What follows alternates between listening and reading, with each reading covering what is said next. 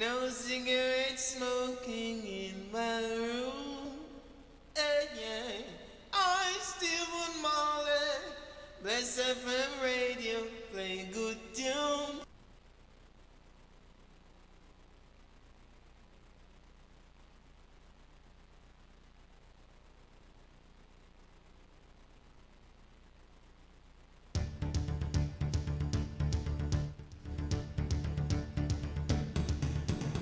Negative thinking can destroy. We're going to talk about that. Negative thinking, if you look at it positively, can also create. Let's take a look at what I mean by that. And probably a good place to start would be to offer you a story. The ultimate human story. You know the story. We've heard it again and again. It's in every ounce of literature, whether it be in drama or whether it be children's literature. It doesn't matter what culture or what background you have, you've heard the story. It goes something like this. An ordinary person like you or me makes a decision, and the decision is to go on a quest, to go on a journey, to do something that's going to make a difference. And in this ordinary journey, this person does extraordinary things and becomes a hero. How does it happen?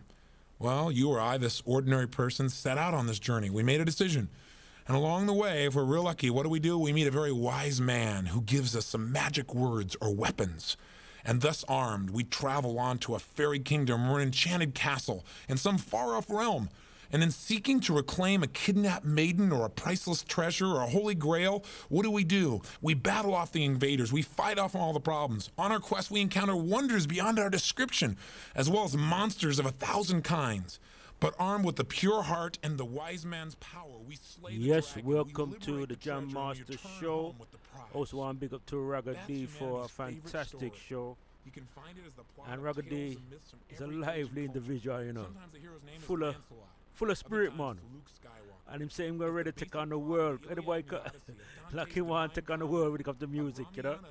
So Ragga D look like him there on some serious vengeance, you know. Him have a proof, a point to prove, you know. So big up to Ragga D for a fantastic show. So welcome to the Jam Master Show.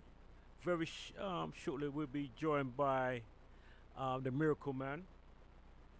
We'll be doing a phone in and be talking about, you know, back pains, knee pains, problems we face with that. And I'll be for the next 10 to 15 minutes. In the meantime, I'm going to play a little of Anthony Robbins. So, as you know, Anthony Robbins is one of the most big motivational speaker in the world. So take some notes and listen to the great man, Aunty Robin. So again, this is the Jam Master Show.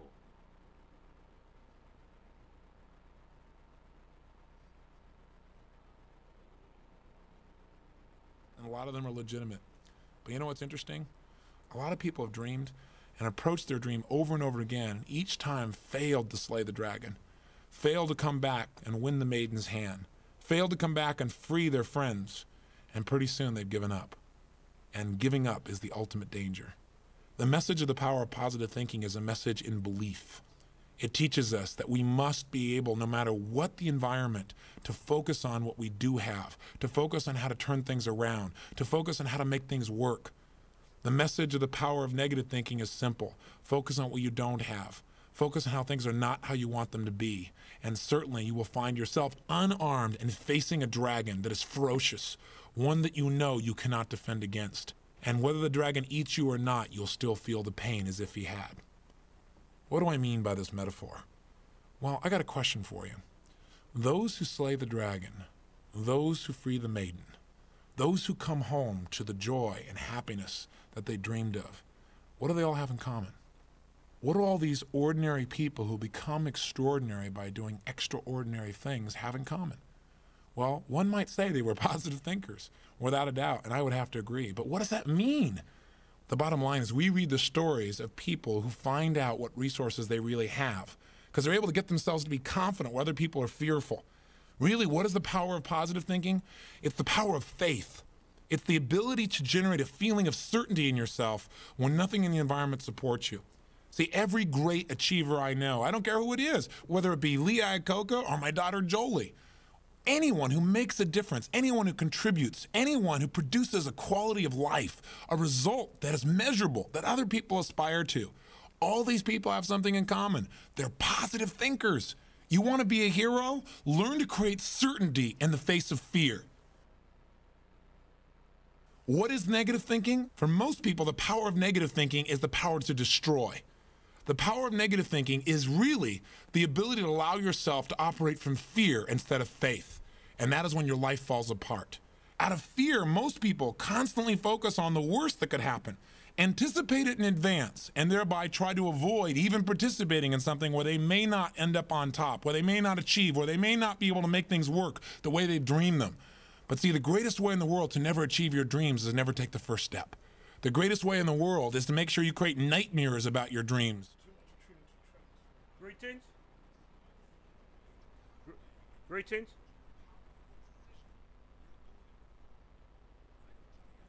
People in our society have learned to become negative thinkers.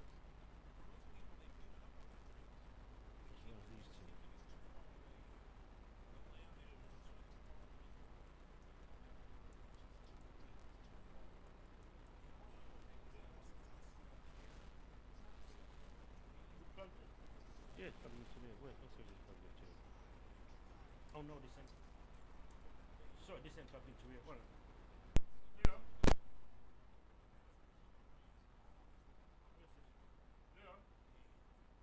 Always trying to gain what? Pleasure. Now, after failure, trying and trying and trying, and it not working and not working and not working, what some people link up is, boy, getting excited, really going for it equals pain, so I better not even try. I better stay right where I am, because at least I know how to deal with that. And what happens is we have extraordinary people that settle for mediocre lives. So you don't want to fall in that trap. And it's so easy, isn't it?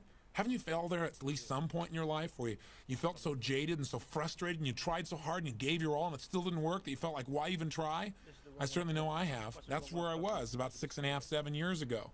All because I felt like, man, I gave my all and this is the reward? Why even try? Why even do this? I began to adopt the power of negative thinking, the power to destroy my life, and it didn't take long. It took me about 120 days to destroy. Greetings. oh, sorry, brother. Just a little technical problem here, sir. No problem, no problem. Sorry, I apologize that again. Yeah. Okay then. So we have the Miracle Man on the line with us, and as I said, that we've been hearing for the last 2 or 3 weeks, and it's getting so much response. We really want to squeeze some information out to the Miracle Man, and as we know that he's based in Wolverhampton, and he comes down every so often, every 2 weeks. I need a consultation with individuals got some serious health challenge or back, knee problems, and so forth. But what I want to talk to the Miracle Man today about is we're going to focus around the back and knee problems. But Miracle Man, the question I'm going to ask you: what areas of the back affects the what if the body affects the back? I mean, yeah. Okay, yeah, sure. I mean, the back pain is one of the most uncomfortable pains I like to start to add, because when you get back pain, you don't know whether to lie down, sit down, or lean. You know, it's just an uncomfortable feeling if you've ever had it, and it can actually affect the different parts of your body. So different parts of your body can create the back pain. So, for example, it could be a skeleton. You know, so maybe you got some bone deformity, like kyphosis or lordosis, which is like curvature of the spine. So it pulls the spine one way and it stretches the muscles and creates a problem. Or you could have, muscular problems itself, like knots in the muscle, tears in the muscle. You could have a thing called the scar tissue caused by the fascia, which is the connective tissue that covers the whole of the muscular system.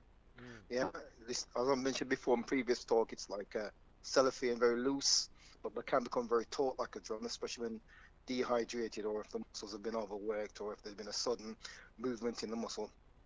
It attaches and restricts muscle movement. And then it could also be nerve pain as well in the back, compression of the nerve. So, there's a few areas that can cause back problems. So that's the skeletal, the muscular, the fascia, and the nerve, Okay then.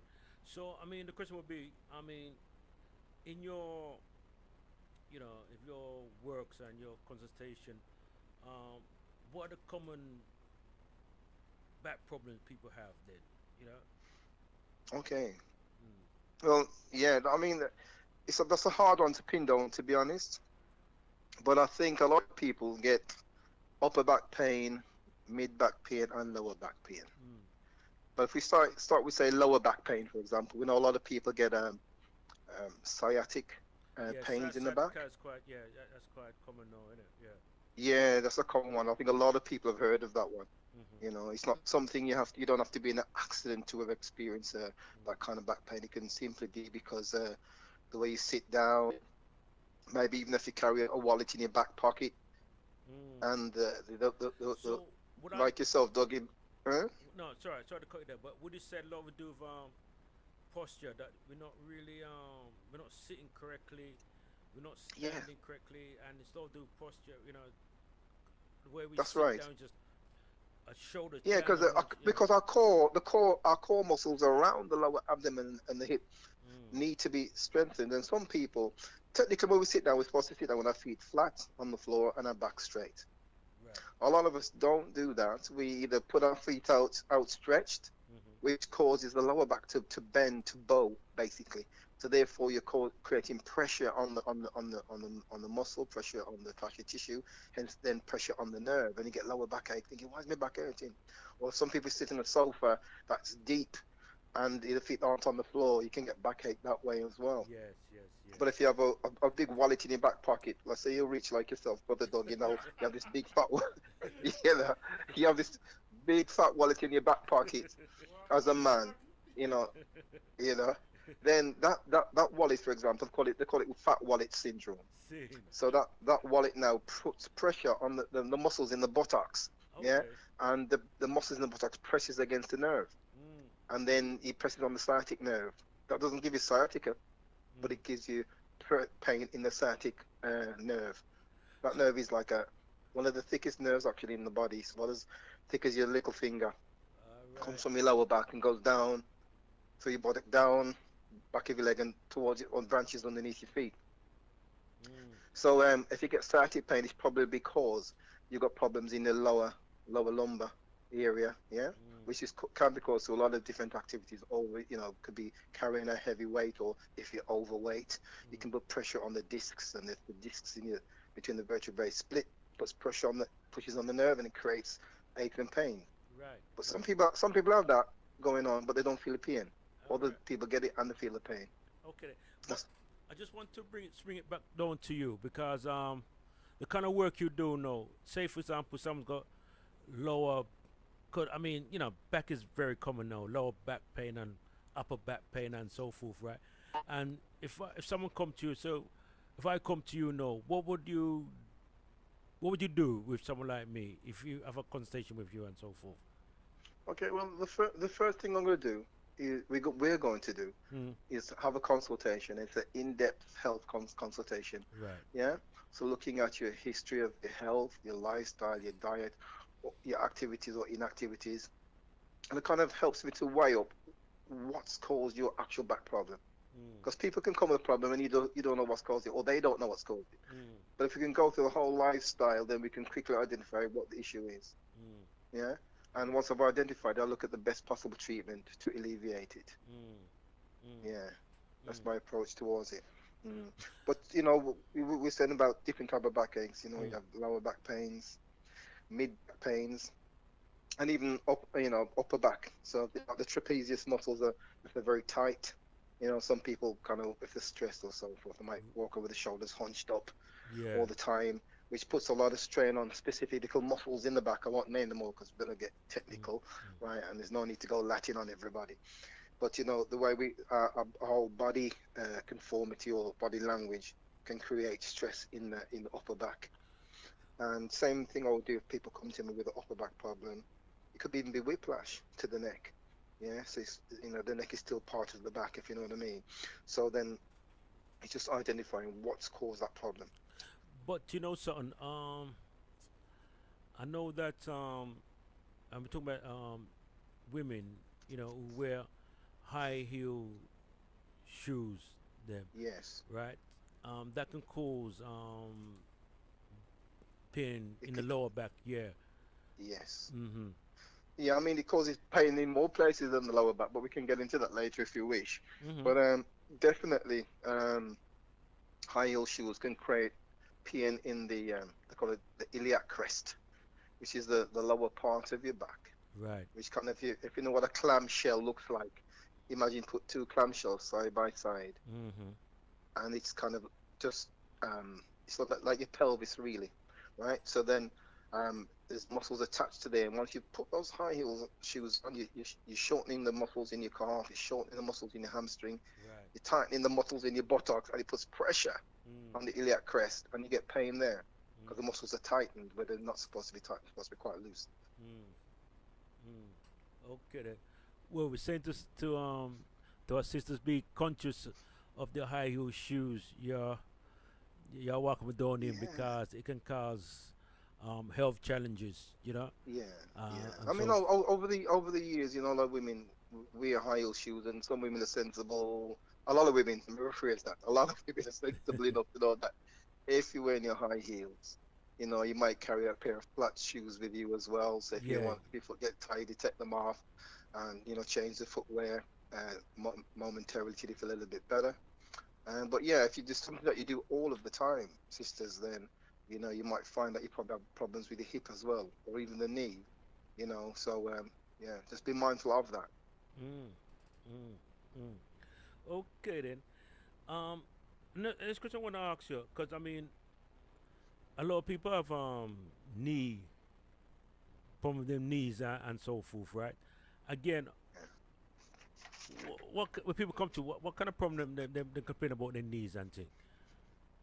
Well, yeah, well, I'll tell you what, knee is a complicated piece of the skeletal system, you know, and it's one of the parts of the body that when it's injured, a physiotherapist finds it so hard to fix because there's so many tendons around it and it's so encased and wrapped and protected. Yeah, but people come to me with lots of different knee problems depending on the situation. You Mm. know, if they're an athletic person Yeah, that yeah. does a lot of sports like martial arts, kicking or basketball or climbing and running, twisting and turning of the run, you know, this can create problems in the knee itself or around the knee. Because sometimes it's not, the problem may be in the knee. Like for example, there's a thing called the meniscus um, um, tissue, Right. right? And it actually connects. It's actually cartilage, Mm-hmm. and it connects the thigh bone to the shin bone. Yeah. Mm-hmm. So yeah, it's actually connected, so it holds them together. Mm-hmm. Sometimes you can damage that through a lot of physical activity over a long period of time. Yeah. Mm. And that something like that probably requires some form of operation Yeah, yeah, to I know stitch that. it all. Yeah. To move So the then you cartilage, have problems within the knee that way. yeah. But then outside of the knee now, you've got specific muscles, and that's mostly the quad muscles, like the muscles at the front of your thigh. There's three muscles there, yeah. And depending on where your knee pain is, that it tells you which specific muscle is the problem. Yeah. Mm. So if your knee pain is on the outside of your leg, at the side of your knee, there's a specific muscle at play there. Maybe it's at the top of your knee. It feels like it's on the inside of your knee. Then there's another muscle at play there. And if it's on the inside of your leg, at the side of your knee, there's another muscle at play, which is causing the problem. Yeah. So these kind of issues can be fixed quite easily. So people don't have to live with pain. I mean, you know, you can be in a situation where you know a specific knee pain because you find it hard to walk. You find it hard to run. You find it hard to walk up and down stairs because you're feeling the pain at a certain point. And so where people are feeling pains, I know specifically where the problem is. But the problem, though I said it's on the muscle, it's not that there's a problem with the knee. There may be a knot in the muscle somewhere. So my job is to find where the knot is. Yeah, or it might even be that the fascia tissue wraps itself so tight around the muscle. It's one of the quad muscles that it won't allow the muscle to stretch or shorten. Yeah. So my job is to loosen up that connective tissue, get rid of the knot, so the muscle can go back to its normal position. Because you know, yeah.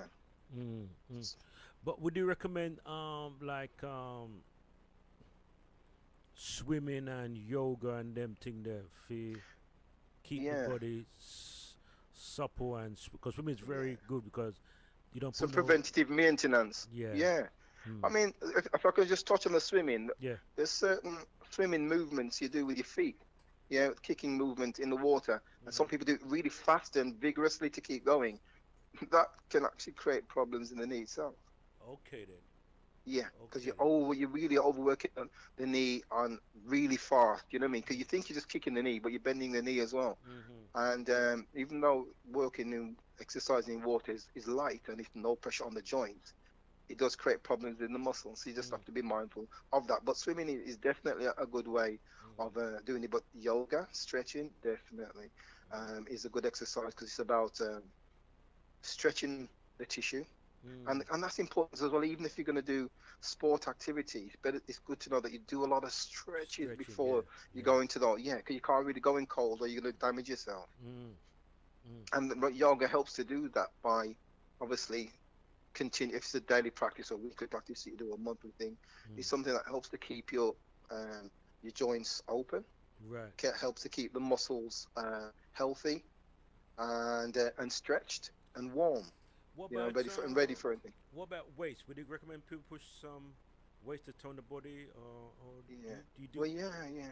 Weights are good for strengthening the knee. Yeah, but that's if you're looking. You have to be mindful as well, because some people lift weights and they do deep knee bends. Yeah, so they've got the weight over the shoulder, go down, and they have to push up because your focus then is to use the knees to push you up. Yeah. You know, you don't use your back. You use your knees. Yeah? Yes, that's right. So then you do these deep knee bends and you're putting a lot of strain around the quad muscles, around the hamstring muscles, the back of your leg, and around the calf as well. So you got to be mindful because sometimes, ironically, it's not necessarily just the quad muscles, the hamstring. It could be that the calf muscles are tight, and if your calf muscles are tight, that too can create problems with your knee. Right. Yeah. Right. But if you're overweight as well, if you're excessively overweight, it will, and it's like carrying a heavy load. Yeah, taking a lot of pressure on your knee. So if you can manage your weight as best as possible, well, it makes sense to do light weights and quite a few reps just to, because some people just want to put, just want to prove a point that they're strong and they're powerful, but in the long term, they put too much pressure on the joints them, and funny enough, right? I have a bedroom, right, and he used to push weight. It's very fit, very fit, very fit. Do up a running and push up a weight. And what happened? That his body just give up, and today he's in a wheelchair. Wow. Today he's in a wheel for the last probably 15 years now. Right? Because his body That's the overuse of muscle. And of anything, you overuse anything on your body. If you abuse anything, and I'm not saying weightlifting, weight training is abuse, because it's a form of exercise, form of fitness. You know what I mean? But you just got to be conscious to know that there's consequences to everything. So you do things in limitation, not limitation. You do things in moderation. But unless you're competitive and you want, you go into a specific regime, you can be guided through to that point where, if you're doing Mr. Universe or, whatever it might be, there's a different approaches, No, there be a different but some approach, people, there be a different approach, yeah, you're right. There'll be a different approach. Yeah, we actually go for a program and to a certain point to build up to a certain, but just to go in the gym and push a wall up weights, just to get yourself in the long run. Talking in the long run, you're gonna damage the joints and so forth. See, I think being hydrated is important, but I think what's important as well, if you talk about maintenance of the muscles, you have to think about having vitamins and minerals. Make sure that your vitamins and minerals are not depleted, because that is definitely a part of the damage to knees as well. So your vitamin B1, B6, B12, vitamin C, calcium, potassium, all these things, if you don't have adequate amounts in your body, it weakens the muscle. So you have to have a healthy mix of minerals and nutrients in your body. Right. So tell me, son, if people want to get hold of you now, right? What's the Yes. best way to get hold of you? Okay, the best way to get hold of me is by telephoning me. Mm. Yeah, so people can telephone me on, if I can give my number again, Yeah, give me a number. my Yeah. number's 07 890 57 5597. I'll say that again. 07 890 57 5597. Mm. Or alternatively, they can contact me on Facebook on Footprints Therapy UK. That's Footprints Therapy UK. My business is called Footprints Therapy Health and Wellbeing Centre. Okay. Then. Uh, But also you'll be at the Laurels every yes. so often. So mention. Indeed. Yeah. You know, there's a great opportunity to access services in Tottenham at the Laurel Centre on St Anne's Road, and I'm there every other Saturday as part of the Bridge Complementary Health Centre's service. The Bridge Complementary Health Centre have a whole range of different treatment types there, from acupuncture to, you know, a whole range of things. But I'm there primarily helping people to get out of pain fast. Right. So I can be contacted via that number I've given you, or you can actually contact the Laurel Centre themselves and make an appointment. I can give that number too for people if they would like it. And that number is, London 020 8442 7640. That's 8442 7640. So you can just phone in the reception there, and they'll let you know what the time slots are available for a consultation stroke treatment. And then I look forward to meeting anybody who wants to come along and get out of pain real fast. As I said, you don't have to live with it, whether it's back pain, knee pain, or whatever it might be. Right. And what I do is get people out of pain straight away, rather than having to wait weeks upon weeks to be pain free. Okay, then what's gonna ask you?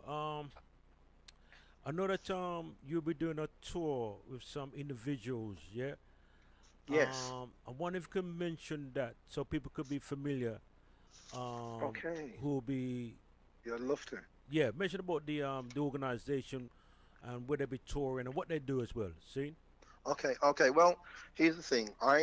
I'm working in association with a number of different businesses, and we are an international concern, put it that way.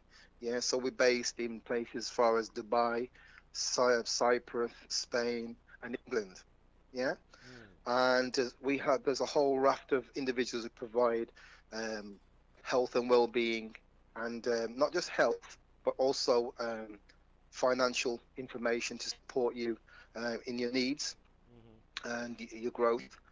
And so, for example, there's a brother called Michael Reed. He's from the UK, but he lives in Cyprus, and he's opened a wellness academy, which ironically does a lot of yoga there and a lot of different things.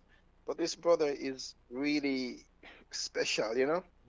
In fact, the whole group is very special. I mean, there's no other group like this around at the moment. And in terms of working, collectively in different countries, providing a wide range of different services. So, like Michael now, he's a holistic health practitioner. He's also a mentor, philanthropist, philosopher, visionary, and an author. And we've got a sister called Sharon, and Sharon Silvera. She's just an awesome person because she runs a business as a mindset and wellness coach. So, she helps you to think differently about the things you feel differently about the things you think, and able to get you to your wellest state. Got a sister named Sophia from London. She's a happiness and wellness nutritionist researcher. I'll say that again. She's a happiness and health nutritionist and researcher. She's what? She's a happiness? Yeah. Happiness and health nutritionist. Oh, the happiness and nutritionist. Happiness so and health. What is happiness? I don't know. Where she met people? explain to me the happiness thing. All that come into it now. Women happy. Yeah, She well, make people happy. Make people laugh or what? Or that no, no. Yeah. You see, when you're well, yeah. you're happy. See it. When you know what's finally wrong with you, you're happy. See it. When you know what you can do about it, you're even happier. And if you're Alright. walking in that knowledge and doing something about it, you're even happier. All So right. you're getting on with your normal life without having to stress and worry. So she has a lot of knowledge about nutrition. She actually does a bio body scan. She reads how your body works on many different levels, molecular level, physical, and you know, this woman does. She's actually an ex-engineer, Okay. right? Then. Electrical Okay. engineer. Mm-hmm. And what she understands about the work she's doing with this machinery that she uses, I don't know anybody else that can express themselves in that way and explain to people what their needs are. So whether you're lacking vitamins, or whether you're an angry person or a calm person, whether you're a giving person, whether you have a problem with your pineal gland, the information she can present from using this machine and explain it to you just on another level. So she helps to get people back to health and happiness. Okay, that's interesting. I never heard Yeah. that one there yet, but that's quite good and quite impressive. That. Yeah. Yeah, yeah. Mhm. So I think she's doing stuff around London at the moment, actually. So we can look out for her. But we've also got a lady who's a qualified nurse, but she works as a health coach as well to help raise consciousness. Sorry, she works as a health coach, basically, with the knowledge of working in the NHS and outside of it. We've got a brother who named Terrell, who works with online digital stroke social media aspects. You know, he's an expert in marketing, enables people to make their brands work online and how to make money doing what you do online. We've also got a brother named Charles. He's an African American, but he lives in Dubai, and ex-banker. But he is actually is a business consultant, stroke financial educator, stroke entrepreneur. Yeah. So collectively we come together and we're doing a tour which starts from September, and it will be based in London, a venue yet to be confirmed. So we'll be starting September in London, October in Birmingham, and November in Cyprus. So we'll be going around, and it's going to be a select crowd that will be able to come to these events. It's not open to everybody, but everybody can apply, so to speak. Yeah. The opportunity is there. Yeah. So it's basically there's very limited spaces, so if people want to get on board with this, and we'll let you know more as the weeks go on. And if it's possible, I think one of the people from the group would love to come on and perhaps talk next week, if that's possible. Okay. Then. Get Brother Michael on. As I said, he's like the brains of behind the whole of this thing, really. As I said, he's a visionary and a philosopher, and you know we actually looking to reach about 1 billion people. That's 1 billion people in what we aim to do over the coming years. And with the assistance of another sister from Spain, who's a media and TV presenter, who's part of this group as well. And so we're working towards definitely developing ourselves and making ourselves known. So if your audience would love to have a listen to Michael, then I could get him to speak to you guys next week and tell a little bit more about the group, what we're about, and how we're moving forward, and how we can help you as well. Okay, then that's fantastic. Okay, then, well, what I suggest then, just give it your information again. Most of all, let people know that you're at the Laurels as well. So you need to give information about the Laurels if people want to book Yes. when they come down. And Sure. Yeah, please. Okay, so yes, I have a base at the Laurels Health Centre on St Anne's Road. Within the Laurels Centre, there's an organisation that's set up, and it's called the Bridge Complementary Health Centre. Now, I'm working within that Bridge Complementary Health Centre, providing my therapy there every other Saturday. And as I said, it's on St Anne's Road, London. I can give the postcode in case you're not from North London. It's N15 5AZ. N15 5AZ on St Anne's Road. But you can telephone 8442 7640 if you're interested in booking in for a consultation, just to talk about the problems that you have. I can give you a consultation and the treatment on the day that you arrive, and anything that you need to know on the day, just ask the Bridge and they'll give you the furniture with that information. Okay then. All right then. So listen, Miracle Man. Yes, sir. Give thanks for sharing some very vital information out your busy schedule. 'Cause I know he's a very busy man. You're And welcome, it really you're was good welcome. to see you the other day still when he come up for the fun day, what we had. It was awesome. Yeah. I was so glad to have come up. Yeah. Yeah. You know. Meet the community and Yeah, man. All right there. So Miracle Man, big up Yes. yourself, big up your family. Love to you, my brother. And, Thank you, my brother. You remember the first time I met you, man, at Parkview? With I remember that was the day that you threw away your walking stick. I said, Brother Dougie, I says, come and have a treatment. He said, no, it's all right, I'm just looking around. I said, come on, man. If any problems, you told me the thing that you had, and we worked with you for a few minutes. And you were paying free for a good while, right? Yeah, for a good little while. Good little while, man. You know. So I know that your stuff work. You know what I mean? But the secret is really that you gotta be consistent and work on other things as well. You know, so you can. Yeah, but you don't have to prove nothing to nobody, because I know you work on jammers as well. But jammers, him start run up and down the place and. Well, I don't know, he start sprinting everything, and next time he mash up his knee. Come back again. Yeah, because again. I think his problem was his meniscus cartilage, and if it's torn, you need to have a little procedure done on it, and then rest it up. But what I was able to do for jammers, because obviously with the problem he had, it was tightening the muscles and drawing the joints closer together, give him a lot more pain. But what I was able to do was to create more space in his joints. So there's less pressure. So when he was walking and running on the park that day, he was thinking, wow, my pain gone. Where's it gone? You know what I mean? It's like it's 21 again.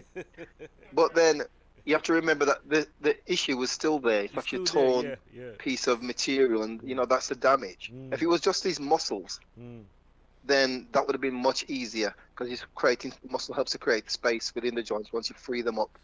And then, the pain goes. But when you have a proper serious injury, like the meniscus or a torn tendon, then it's a totally different matter. I can help you to become pain-free for days, but it won't be for good, because there's actual physical damage to a specific tissue.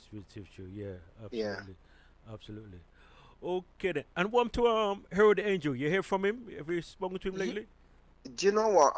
I'm due to ring Harold, because he sent me something today, sent me a video today, and I need to I need to respond to that. I know he was doing something, was it last week or week before, up in London, there's some event, and I hoped to have been there, all right, providing my services, but I was kind of double booked.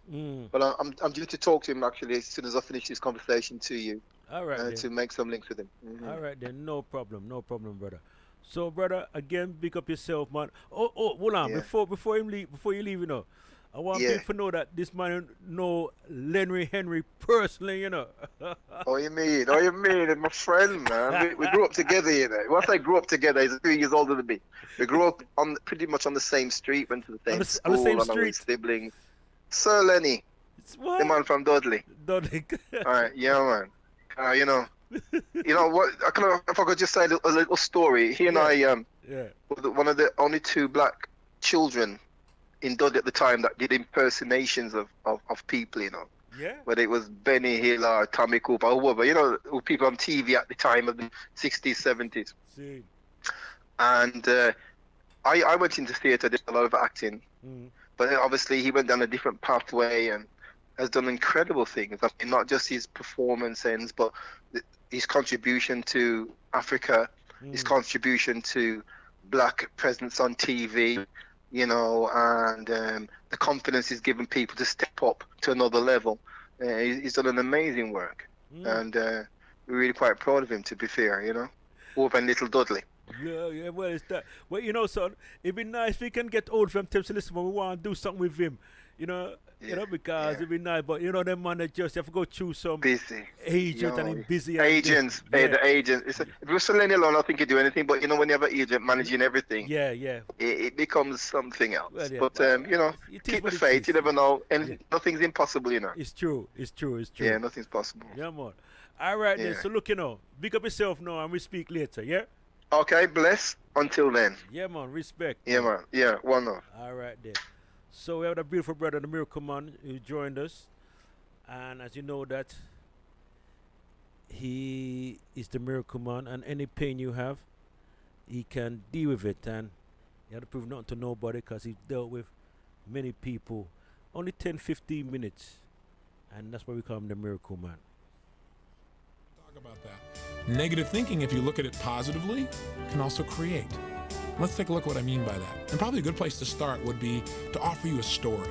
The ultimate human story. You know the story. We've heard it again and again. It's in every ounce of literature, whether it be in drama or whether it be children's literature. It doesn't matter what culture or what background you have, you've heard the story. It goes something like this. An ordinary person like you or me makes a decision, and the decision is to go on a quest, to go on a journey, to do something that's going to make a difference.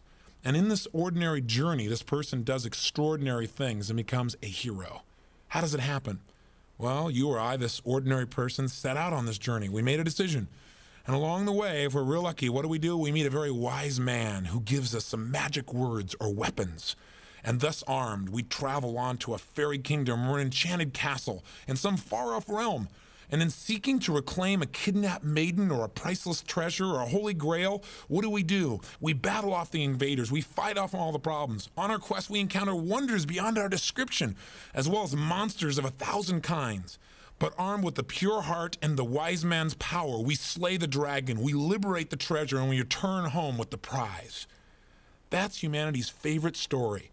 You can find it as the plot of tales and myths from every age and culture. Sometimes the hero's name is Lancelot. Other times it's Luke Skywalker. It's the basic plot of the Iliad and the Odyssey, of Dante's Divine Comedy, of Ramayana of the East, of Jack and the Beanstalk, of Raiders of the Lost Ark, of the game Dungeons and Dragons. The appeal, the special excellence of this basic story is that it can be appreciated on many levels, as a simple adventure story or as a description of a spiritual journey. Now tell me, haven't you had the dream?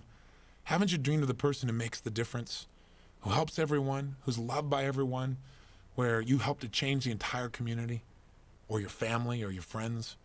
I think we've all had dreams. The question is, where do they go? See, for most people, they had dreams when they were a kid. They dreamed of these kinds of things. They say, yeah, but that's stories. That's not real life. You know, I went out there in real life, and I got those magic words. I paid for them late at night on television. You know what? And those words came, and I went out and tried to buy that real estate for no money down. You know what? It didn't work. Those magic words didn't work. He wasn't such a wise man. Or the weapons weren't strong enough when people said no. I don't know what kind of story you have, but I know a lot of people had dreams, and they've got all kinds of reasons why when they went out on their journey, when they tried their quest, it didn't work. And a lot of them are legitimate. But you know what's interesting? A lot of people have dreamed and approached their dream over and over again, each time failed to slay the dragon, failed to come back and win the maiden's hand, failed to come back and free their friends, and pretty soon they've given up. And giving up is the ultimate danger. The message of the power of positive thinking is a message in belief. It teaches us that we must be able, no matter what the environment, to focus on what we do have, to focus on how to turn things around, to focus on how to make things work.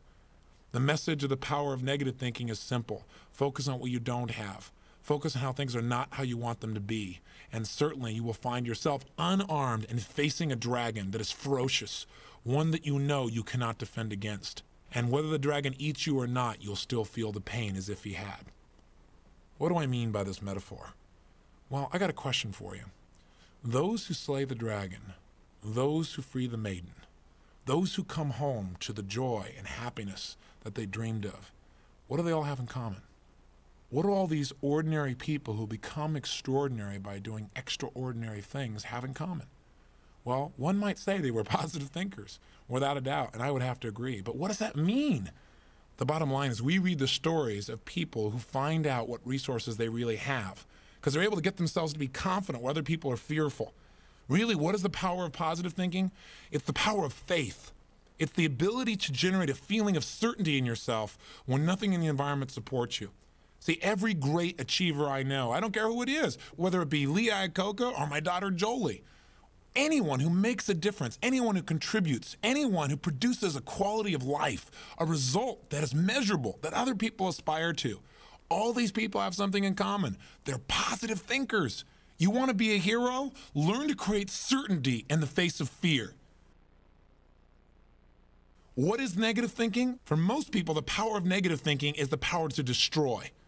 The power of negative thinking is really the ability to allow yourself to operate from fear instead of faith. And that is when your life falls apart.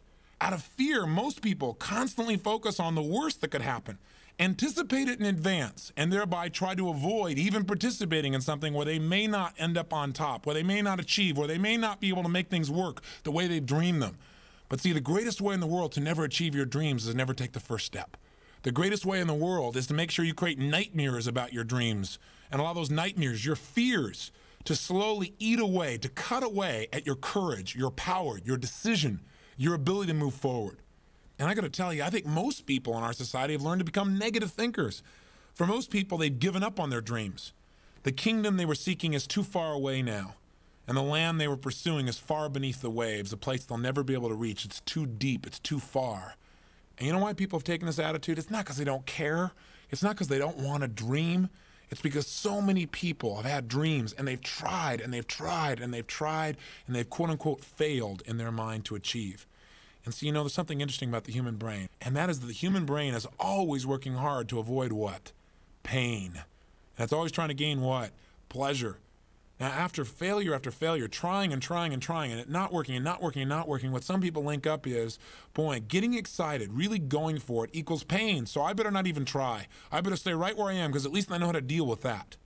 And what happens is we have extraordinary people that settle for mediocre lives. So you don't want to fall in that trap. And it's so easy, isn't it? Haven't you failed there at least some point in your life where you felt so jaded and so frustrated and you tried so hard and you gave your all and it still didn't work that you felt like, why even try? I certainly know I have. That's where I was about 6.5, 7 years ago. All because I felt like, man, I gave my all and this is the reward. Why even try? Why even do this? I began to adopt the power of negative thinking, the power to destroy my life, and it didn't take long. It took me about 120 days to destroy everything I'd worked for 4 years to create. It doesn't take long when you indulge in that practice. It only takes a little bit of poison to kill somebody. You don't need to drink 6 gallons of strychnine. Just a sip and it's over. We got to make sure that every day we stand guard in our minds and make sure we're directing our minds rather than just falling for whatever is dumped in it by the environment around us.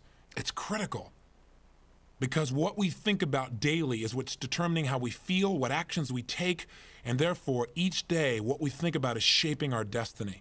And you know what's scary? Sometimes the poison is offered by a friend. I think it was said best by my good friend and one of my original teachers, a man named Jim Rohn. If you ever get a chance to hear Jim, I hope you'll take the time to go listen to him speak. But Jim used to have a great thing he said to me. He said, Tony, you know something? Every day you got to watch your mind. You got to watch what's getting in there and watch who you surround yourself with because friends can poison you. I thought, that's kind of harsh. He said, but look, Tony, he said, look, if you got a cup of coffee here, and he said, your worst enemy comes by and puts some sugar in your coffee when you're not looking, what's going to happen? I said, well, I don't drink coffee, but if I did, I guess it'd be pretty sweet coffee. He said, that's right. He said, what if your best friend, even by accident, drops a little bit of poison in your coffee? I said, I'd be dead. He said, that's right. Lesson 1, watch your coffee. Right? And he said, lesson 2, make sure when you're watching that coffee that you put in it what you want. You don't let other people do it for you. We've got to watch our minds. And I'll tell you what, if we don't, you got to realize that gravity is constant. If you don't every single day try to put something positive in your mind, something that's going to build, something that's going to help you to construct a greater quality of life, if you don't do that consciously, what will the news provide for you? What will the environment around provide for you? Gravity is constant. Negativity is constant. We must resist it in order to have the muscle and the will to shape the quality of our lives. Hey, what are the consequences, though, of being negative? What are the consequences of looking for what's wrong instead of what's right? The consequences are the destruction of your dreams. The consequences of giving up on everything you could possibly want in your life. And the scary part is so many people in our society have been conditioned to think this way that I think it's affecting the structure and quality of life in America. That might be a pretty big claim to make, but think about it sincerely. As long as people believe that dreaming equals pain, that their future is the same as their past, then that's exactly what will be true in their life. Pretty soon what happens is it becomes a self-fulfilling prophecy. We get what we look for. If you want to find something dirty in your room, look around, you can find it. You want to find a problem in yourself, you'll find it. You want to find a problem in somebody you care about, you'll find it. It's not hard. Ask and you shall receive, seek and you shall find. If you look for the bad, you'll get more of it. You look for the good, you'll have that too. But we got to be careful about the conditioning. But again, what's made us as a society become so conditioned to the negative? Besides the media, what else is there? What we hear in the media, and we've been shaped by a series of negative references, painful experiences that have taught us, boy, if you really believe in someone, if you got a hero, if you believe in your country or a key person, you're going to have your beliefs shattered, your emotions destroyed. All that you've invested will not come back to you. You will lose it all. So quickly protect yourself. Don't get too excited. Don't get too happy. Don't expect too much. In fact, the lesson seems to be today, expect very little, and that way you won't be disappointed. Be, quote unquote, realistic, which is nothing but a fancy word for saying be negative, look for what's wrong, try to find something wrong in advance. It's one of the most destructive forces that can enter our lives. But why are we that way? Well, look the last 30 years. John F. Kennedy was assassinated, then Martin Luther King, then Bobby Kennedy. Progress towards limiting discrimination and racial bigotry became painfully slow compared to what we expected. We went through the scourge of Vietnam, the Watergate scandal, Jim Jones. Then in the 70s, the hostages were taken to Iran. We had double-digit inflation, growing unemployment, and then we got to sit down in an oil crisis where we sat for miles waiting to get gasoline. Right at the peak of the negativity, right when people just about given up, something interesting happened. We threw our pendulum one way, and somehow we had tried to balance it. And one way we may have tried to balance it is we hired a guy. We recruited a guy. We voted him in. His name was Ronald Reagan. And while Reagan certainly wasn't the source of the shift, he certainly became one element in making us look at life in another way. And I think we put him in that position because we needed him at that time. Ronald Reagan was an optimist. Ronald Reagan was a positive thinker. Ronald Reagan had references throughout his life that, hey, looking for what's wrong is not going to do it. I got to find out what's right and amplify what's right. What doesn't work, I just need to get rid of it as quickly as possible. And he came from that simple approach, and he changed the way a lot of Americans looked at themselves. He changed the way we looked at ourselves as a nation. The day that he was inaugurated, they released the hostages from Iran. And there was a new surge of optimism and possibility. We began the best economic run in our history, and patriotism was once again fashionable. But there was still big trouble in El Salvador and in Nicaragua, and then came the Iran-Contra affair, Noriega in Panama, the brutal murder of drug agent Enrique Camarena, the drug problem growing wild, now even reaching the grade school children. Then there was corruption in the Pentagon, in HUD, Ivan Boskis of the world, the savings and loan crisis, the budget deficit itself, scandals with television evangelists like Jim Baker and Jimmy Swaggart. See, after a decade of things like that, those kinds of experience, a lot of people say, why even try? If you believe in anything, if you put yourself on the line, if you try and learn something from someone, you have somebody who's a hero, that hero is just going to disappoint you. You better not have any role models because they're just going to hurt you. Make sure you pick an anti-hero. That's the only way to really succeed. And we have articles like in USA Today. I picked up one that I saved the other day. It was from November 27, 1989. You know what they said about the 80s? Here's the opening paragraph. The 80s were the years of excess. We swaggered through our portals and grabbed as much as we could as fast as we could. We were greedy and gluttonous. And as long as we wore starched shirts, we could belch at the dinner table. Listen to the kind of paragraph. And it goes on and on and on about how horrible people were in the 80s. Leaves out a few things, doesn't it? Leaves out things like during the 80s is when we had times when people witnessed things like Band-Aid, Farm Aid, Hands Across America, We Are the World, where children in the South Bronx scraped together their pennies so they could feed children who were starving to death in Africa. It was a terrible time. It's a time when some of the great role models in our nation were people like Bill Cosby. A little difference from the color discrimination of the past. Everything in our society has become stronger. We had our greatest run in economic history, and yes, we've had our worst budgets, but there are other things that we've learned, other resources we have. So in order to be negative, we have to generalize. We have to look at what doesn't work. We have to focus on that enough till that becomes real. What is the truth about the 80s? The truth about the 80s is simple. It's whatever you focus on. The reality is you can walk into a room with a camera and a party, and if you focus on the corner of the room where people are fighting, where things are horrible, where people are mean, boy, that was one mean party. But if you go in that exact same room and you look through that camera, but you focus the camera on the opposite end of the room where everybody's having a great time, people are loving and contributing, you're going to say, what a wonderful party. The same is true of your life. The same is true of the nation as a whole. Do I say we should become naive and just trust blindly? No.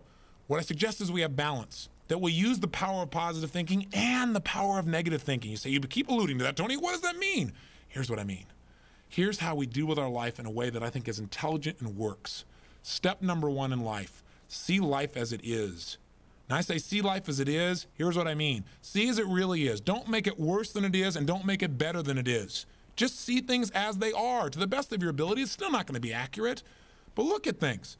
You got to notice where you are, but don't make it worse than it is because all that does is make you feel overwhelmed and want to give up. Step 2, see it better than it is. Use the power of positive thinking. That is, develop a vision in your mind of how you want things to be. Get clear about what your goals are. Get clear about what that dream is. Get real specific. And with that precision, with that power, with that vision, when things get tough, you can look at that vision and you'll know what you're going for. It'll pull you through the tough times. And step 3, make it like you see it. Take your world from where it is and make it like the vision you have. You can't get stuck on the past. You can't get stuck on what used to be done to you or someone used to disappoint you. That's a great way to make sure you never go for it. Classic example, lady in one of my seminars one time. She raised her hand, asked people, what do you want? She goes, well, I like to be closer to my husband. I used the precision model. I said to her, well, what prevents you from being more close to him? She goes, well, I don't know. I said, well, if you did know, what would you say? She said, well, you know, I'd like to be closer to him, but, you know, he just never seems to be close to me. I said, ma'am, what would you need to do to be closer to him? She goes, well, I don't know. I guess I'd have to just treat him better. I said, well, why don't you do that? She goes, well, I don't know, because if I treat him better, he may not treat me better. If I'm really loving to him and I give my all, he may not give his all. I said, so great, ma'am. If you never give 100% to your husband, 1,000% of your commitment, of your love, why should he ever give 1,000% to you? She goes, well, I'll meet him halfway. It'll never happen. See, the way to make a relationship work is not to meet somebody halfway. You got to give 1,000%. If you give 1,000%, you're creating the place for them to have 1,000%. Out of her fear that he may reject her, or that she may give her all and he may leave her anyway, she doesn't give him enough to make him want to stay. And the relationship will end. Our fears, whatever we focus on, we get. We got to break out of that. See it as it is. See it better than it is. Make it the way you want it. So let me give you 5 steps to really utilizing the power of positive thinking, even though I said this is about negative thinking. And then let me show you how to use negative thinking in an assignment, how to make negative thinking something that's useful for you. So step number 1, decide to develop the habit right now, the habit of focusing on what's right in your world instead of what's wrong. The habit of focusing on what you do have instead of what you don't have in a situation. And as basic as that is, and as well as you know it, you've got to make it a habit, because those habits form the chain of your ultimate character, of who you become and how you end up living your life. We've got to condition ourselves, because if we don't, we'll go back to the automatic state that most people live in today's society. The way to develop the habit is to go on a mental diet. I did this several years ago. As positive as I was going through unbelievable pain at the time.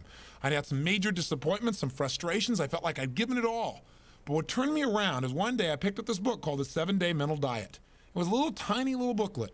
And all the booklet really did was, for about 12 of the 14 pages, it challenged me to really see if I could really truly, for 7 days, live my life without one negative thought. And it kept saying throughout the book, now don't just say, yeah, I can do it, and don't just say I'm gonna do it. Think for a while before you commit to this. Don't actually commit unless you're really gonna do it for 7 straight days, no matter what. It doesn't mean you don't have a negative thought. It just means that if you have a negative thought, you don't speak it. You set it aside, you forget about it, or you replace it. If you say something negative, you go erase. What I really mean is this. Or you say, that's not what I mean. Here's what I mean is this. And you immediately focus on something good. It's not that nothing negative ever comes out. It's that you immediately do not allow yourself to hold a negative feeling, a negative thought for 7 straight days, day and night, even when it gets tough, even when somebody disappoints you, even when you get frustrated, even when you give your all and it still turns up lousy. Listen, if all I did was rant and rave on this tape and you didn't listen to anything else I said, but you took on this 7-day challenge, you can't believe what it'll do to your life. Now, I got to tell you, when I first read the book, I thought, wait a second, being positive isn't going to change my life. I got to deal with the real problems around me, those real challenges that are out there. I don't want to just be positive. Somebody says, how's it going? I go, oh, I'm doing great. And they go, why? You go, I don't know, but I just feel good. I don't want to be that way. I want to be real. I want to be on top of things. But you know what? I thought, wait a second. I can be positive about solutions. I can still notice that there's some challenges out there without being negative about it. I can look at the challenges and say, okay, here's what's good about this. Here's how we can use this. Here's how we can turn. Okay, then. We listen to the great man, Anthony Robbins, top motivational speaker. And I encourage people to take notes when Anthony Robbins is been speaking. Because like I said, he's a very inspiring and motivational. And he's talking about negative thinking. See? Negative thinking. And it's important that we change our beliefs, our habits, and focus on what we want. Not what you don't want, what you want. Just focus. Because many times we focus on all kind of negative things, and that's what we focus on negative, what that does, it comes to your conscious, to your subconscious, and you bring it into existence.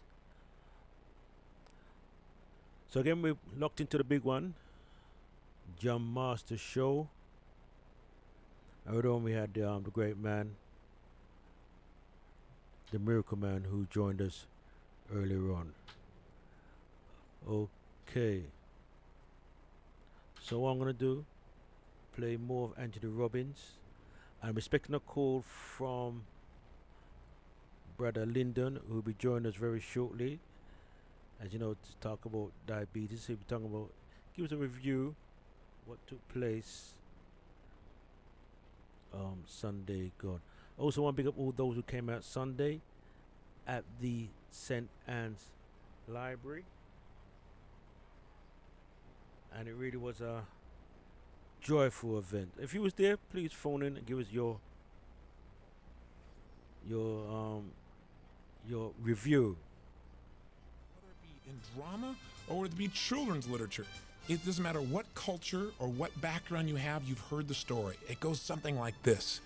An ordinary person like you or me makes a decision, and the decision is to go on a quest, to go on a journey, to do something that's going to make a difference. And in this ordinary journey, this person does extraordinary things and becomes a hero. How does it happen? Well, you or I, this ordinary person, set out on this journey. We made a decision. And along the way, if we're real lucky, what do? We meet a very wise man who gives us some magic words or weapons. And thus armed, we travel on to a fairy kingdom or an enchanted castle in some far-off realm. And in seeking to reclaim a kidnapped maiden or a priceless treasure or a holy grail, what do? We battle off the invaders. We fight off all the problems. On our quest, we encounter wonders beyond our description, as well as monsters of 1,000 kinds. But armed with the pure heart and the wise man's power, we slay the dragon, we liberate the treasure, and we return home with the prize. Selassie is King of Kings and Lord of Lords. Selassie is King of Kings and Lord of Lords. Conquering Lion of the tribe of Judah. I rebuke all negativity. I rebuke all animosity. I rebuke all of the envy, and just shine his light on me. Say, I rebuke all of the hatred, and I rebuke all of the greed. I rebuke all negativity, and just shine his light on me. Just call me your friend. I'm a camel in the desert. I'm a lion in the field. I'm of the tribe of Judah. I'm a Nazarite for thee. I'm a peacemaker. I'm of justly character. I'm like as a dove, come to unite all with love. I'm a precious stone. I'm a precious gem. You can call me Jacint. You can call me your friend. Where there's love, you will find me. Where there's hate, don't remind me, because the tribe of Judah now resides in me. And I rebuke all negativity. I rebuke all animosity. I rebuke all of the envy, and just shine his light on me. Say, I rebuke all of the hatred. I rebuke all of the greed. Say, I rebuke all negativity, and just shine his light on me, yeah. I'm a Nazarite for thee.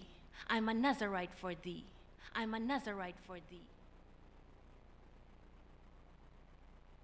My roots, my roots, my roots.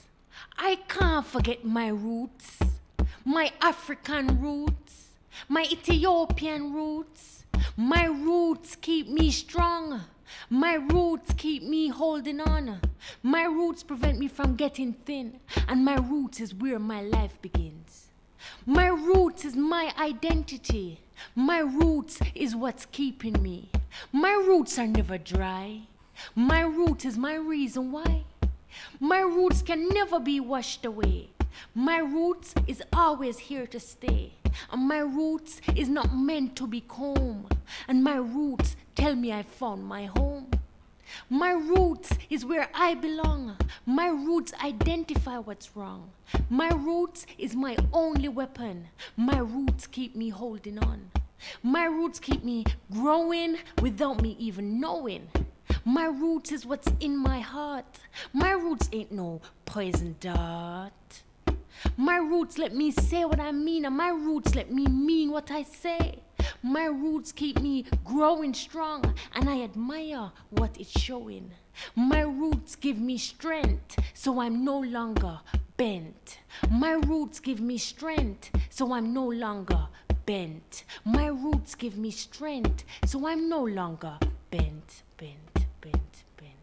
Selassie, Jah Rastafari.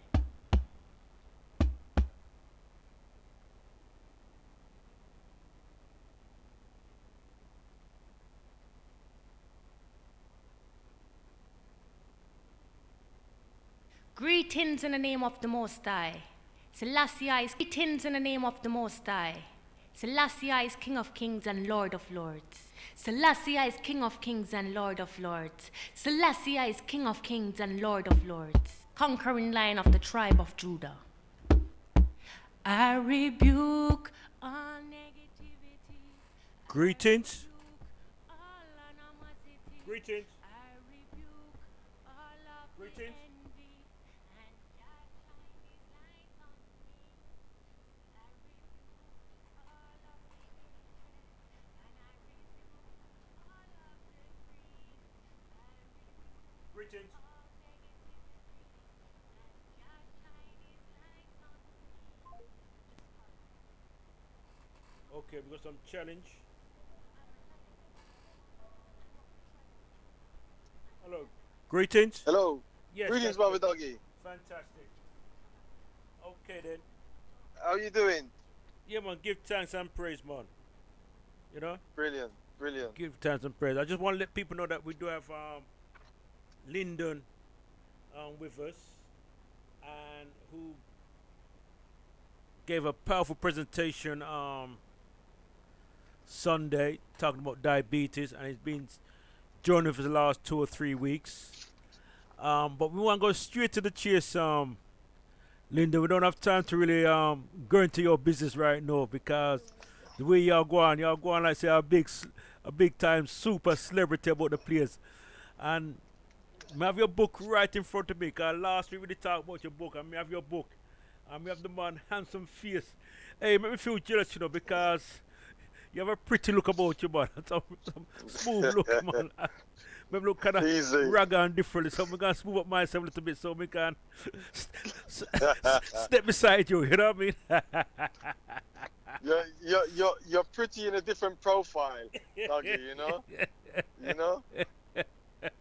See it there? Nice, man. You have a smooth look, man. A handsome look there, you have, man. But anyway, how you find the event went Sunday? Sunday's event was brilliant. It was awesome. It was well put together.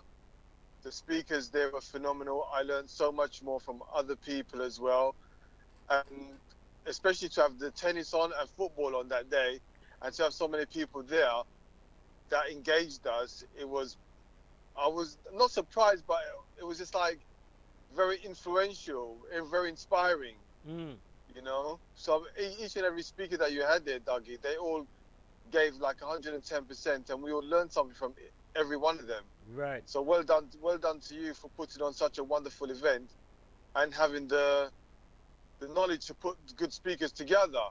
Right. You know, that covered so many different areas, which is good. Mm-hmm. The only bad thing about the day, we just didn't have enough time. Yeah, well, time You know? time can be a bit of a challenge, you know. It went so quick, Dougie. It's not your fault. It just went so quick. No, the time went really, really fast, you know what I mean? Yeah, but it's not a negative. It's a positive. Mm. You know, it's a positive. Right. Because so everyone had so much to give, and we wanted to give more as well. Brilliant. It was brilliant. Okay. Well done. Okay then. So in terms of the kind of work you do, because you focus around diabetes, right? Yes. How did you get involved in the whole thing about diabetes? Cause obviously because of your health and thing, but just in case people might be hearing for the first time, let people know a little bit about yourself. Well, my mess gave you the message, and my message gave you the answer, you know, like you say, you know. I got that from you, Dougie, you know. See. So basically, what's happened to me is October 2015, I was diagnosed type 2 diabetes. My HbA1c was 92. If people don't know what HbA1c is, a blood sugar level which they monitor you by for the last 3 months. And with diabetes, type 1 and type 2, is when type 1, your pancreas don't produce any insulin. Mm-hmm. Type 2, when your pancreas don't produce enough insulin, and it doesn't work properly. So therefore also for type 2, you get too much blood glucose, which is sugar within the body, in the system. Mm-hmm. And this is what I had. So there's a table that they go by. When you're 42 and below, for the blood glucose in your blood, you're not diabetic. If you're 42 and above, they class you as diabetic. My blood glucose was 92 when it should have been 42 and below. They also do a pin prick where they put a pin in your finger and they take a blood sample from that, the instant one, and that's supposed to be 5. Mine was 15.9. So they diagnosed me as type 2 diabetes straight away. And when they done that, at that time, to be honest with you, I didn't even know what diabetes really was. So they recommended me to take medication, metformin, straight away. But I declined the medication for the simple fact that I had a cousin who was type 1 diabetic, and he knew the symptoms or the side effects of having the medication. So I'm with my doctor and I'm sitting there saying, do I take the medication or do I not? And I asked her, can I try without medication? And they said, okay, you could try, but we'll book you in for another blood test within 3 weeks. So within 3 weeks, I wasn't supposed to do what I was supposed to do. So within 3 weeks, I reversed my blood sugars from 92 down to 77 in 25 days. And from 25 days, within 28 days after that, I went down to 60, from 77 down to 60. And in a total of 105 days, I'd reversed my diabetes or healed myself or cured myself, or I'm in remission within 105 days naturally without any medication. So this is where it's come around where I wrote the book, The Inspired Diabetic. So that's a quick synopsis of me. I've been a chef for over 30 years, working in different establishments. But my weakness was desserts. Right. You know, I love my desserts. Yeah. That was my weakness. Right. But you know, it's interesting. I've got the book in front of me, and the book is it's well put together. You know, well presented, and it's got colors, to demonstrate certain points. And I must admit, it really is professionally put together. It's one of the best books I've looked at. I must have. Thank you very much. I'm not paying you for that information, am I? No, yeah. It really just is. in case, Yeah, it really is. So how long it took to put this book here together? It took about 6 months. It didn't take very long, to be honest with you. I started to write it. I was diagnosed October. I think November. I think January 2016. I started to seriously take it seriously, because after that, that's when my levels went down to 60. My HbA went down to 60, and that was in December. And my cousin said that what you've done is a very good thing. So I thought maybe there's a book that I could write about what I done, my journey. So from January to September, the book was ready to be launched in September. It was. So that's up to 8 months. Okay then. Okay. Yeah, 8 months. But we postponed the launch in September because we wanted to change some things. Then we said we go for November, because November's diabetes month, 14th of November, and then we postponed it again, and we said let's just go for the new year in January 2017, when everyone's looking to either do new diets, everyone's got New Year's resolutions. So from there, so it's released in January 2017. So a year later, it was just over a year, but it could have been done at least 8 months before it was ready. Right. So right. yeah, it's pretty good, pretty quick. So you know, where can people get hold of the book from? People get hold of the book from obviously my website, which is theinspireddiabetic.com. And when you order from my website, you can get a signed copy as well. Also, you can get it from all good bookshops. You can. Also, you can get it in libraries as well. All libraries you should be able to get it. But if you go to the shops you don't see on the shelves, just ask over the counter for the book, and they will be able to get it for you. Right. If anyone's got any issues with getting the book, please just contact me via my website, theinspireddiabetic.com. So I'm also on Instagram, Facebook, Twitter. I've got a YouTube channel as well, and they all come under @LWissart. Wissart is spelled WISS for sugar, ART. So what's the YouTube channel, please? That's Lyndon Wissart YouTube channel. Oh, so the tap into all your stuff will come up, yeah? Yes, it will come up. Yes, yeah, definitely. Oh, definitely. Get it. I probably haven't asked this question before, but I'm gonna ask you this question: is that where does the future hold for you personally? Personally, for me, well, I started this journey by default, so I wasn't even supposed to be on this journey with writing the book and doing events, Dougie, because I just wrote the book about my story, what I done, but through people like yourself, who's heard my story, my journey, and you've asked me to come on a radio station, and I've done so many things. I've been in the Voice newspaper as well. I've been on numerous radio stations, and I didn't expect all this to happen. And I didn't ask to go on these papers. I didn't ask to go on in the radio stations, but it just happened because every event that I've gone to, I've always met somebody who's been influenced by what I've done. So because I've been influenced by other people, they're asking me personal questions about what I done, how I done it. I think my long-term goal now is to continue on this journey and try and profile the Inspired Diabetic branding, as they may say, or product, so people are more aware about diabetes. And the reason why, Brother Dougie, in the UK, there's 4 million people with diabetes. There's 1 million undiagnosed. Worldwide, there's 400 million people with diabetes, and it's growing all the time.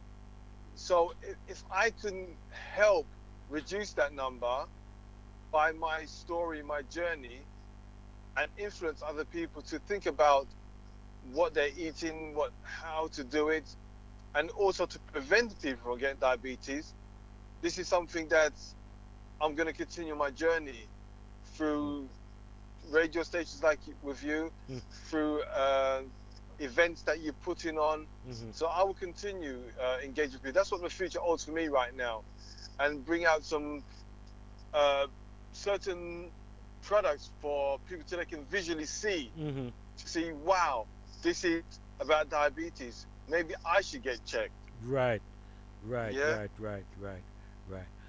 Well, anyway, Lyndon, I know we got limited time here, but I just want to say that it really is a pleasure to be among you, because not only that, you've got that kind of vibes about you. You're full of, you're fun, you're full of love, and you really care, and Thank you. You're really sincere, and I'm really, it's a pleasure to really just be in your company, so to speak, and just feel your vibes. And one thing we're quite clear that we're gonna be working, we're gonna be friends until death overtakes us.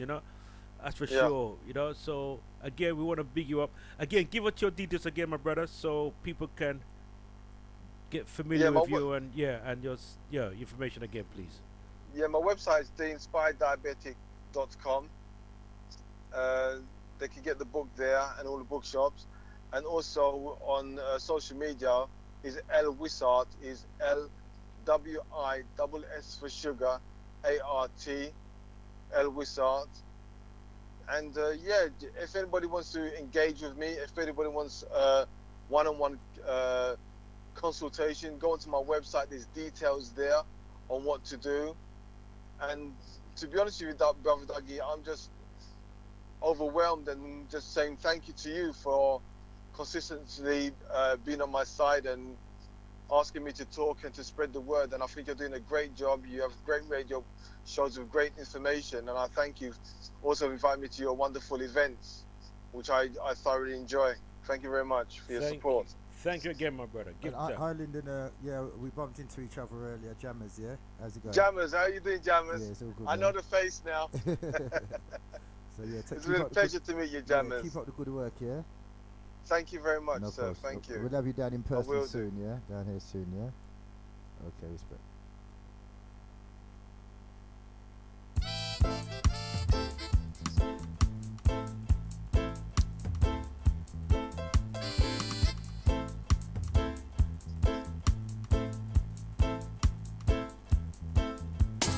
Black on black violence. No, I'm not gonna be silent. Black on black violence. No, I'm not gonna be complacent.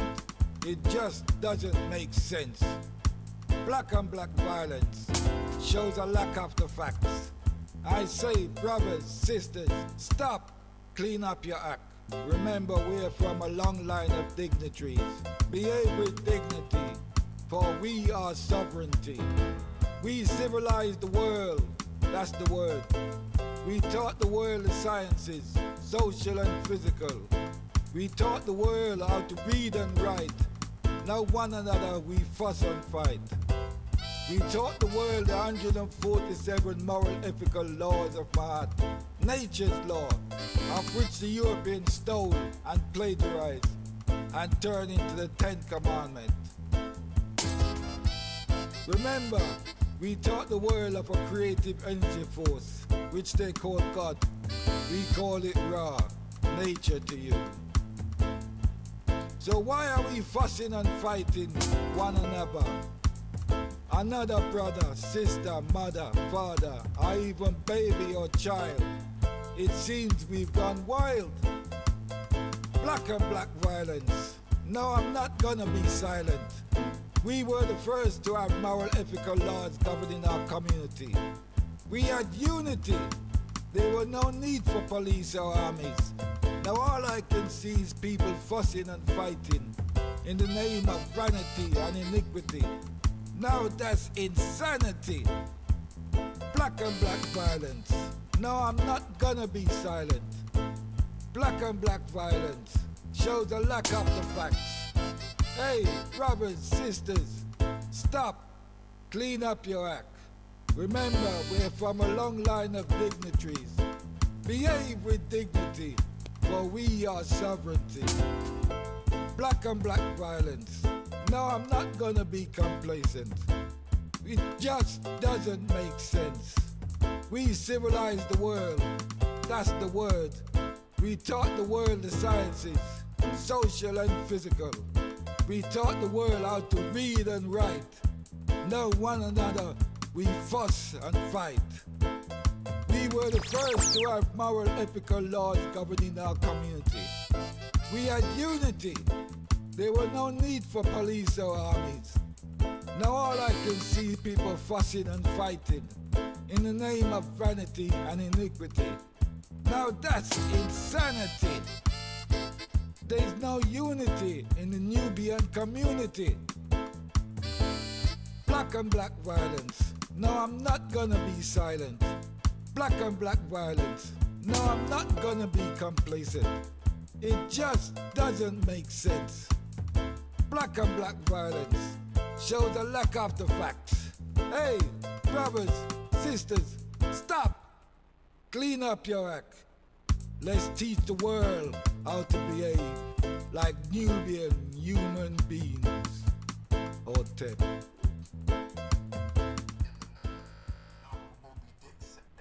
Okay then. So inside the house we do have jammers who will be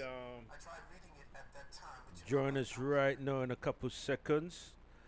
You know, and we heard by this beautiful brother talking about black and black violence. You know, it's a serious thing was going on in the community right now, and the secret is not to focus too much on it, and to do something more positive, more conscious in this time. You know. So again, we're listening to the Jam Master Show. Russ Minty, pick up your status. Russ McCoy, pick up yourself every single time. Black and black violence. No, I'm not gonna be complacent. See? Every single time. Black and black violence shows a lack of the facts. I say, brothers, sisters, stop. Clean up your act. Remember, we're from a long line of dignitaries. Behave with dignity, for we are sovereignty. We civilized the world, that's the word. We taught the world the sciences, social and physical. We taught the world how to read and write. Now one another we fuss and fight. We taught the world the 147 moral ethical laws of Mahat, nature's law, of which the Europeans stole and plagiarized and turned into the 10th commandment. Remember, we taught the world of a creative energy force, which they call Also want to God. thank all those who came out Ra, Sunday nature to you. at the Find Your Voice event at So St. why Anne's are we Library, fussing and fighting where we're talking one about the another? truth about prostate Another cancer and brother, diabetes. sister, mother, father, So one big up or to even Sister baby Juice. or child. Also It one big up to seems we've Vasco gone Stevenson. Also to Black Brother and black Lyndon. violence. No, Also I'm Sister not gonna be Juliet. silent. Talk about We education, were the the first post to have education, the moral future of ethical laws education. governing our And also community. one big up We the had great man, unity. There was no Dave. need for police or armies. Now all See? I can So see one big is up all people those who came out. fussing Sister and Liz, pick up fighting your stairs every in the single name time. of vanity and iniquity. Dawn, pick up Now yourself. that's insanity. Black and Really black is a violence. warrior among us, No, so I'm we want to not big you gonna up. be silent. Black and black violence shows a lack of the facts. Hey, brothers, sisters, stop. Clean up your act. Remember, we're from a long line of dignitaries. Behave with dignity, for we are sovereignty. Black and black violence. No, I'm not gonna be silent. You're in tune to DJ Jammers on Bless Radio, UK's #1 station for great music. Don't touch that dial. Boom, boom, boom, family. Yes, and thank you, Dougie, for holding the fort once again.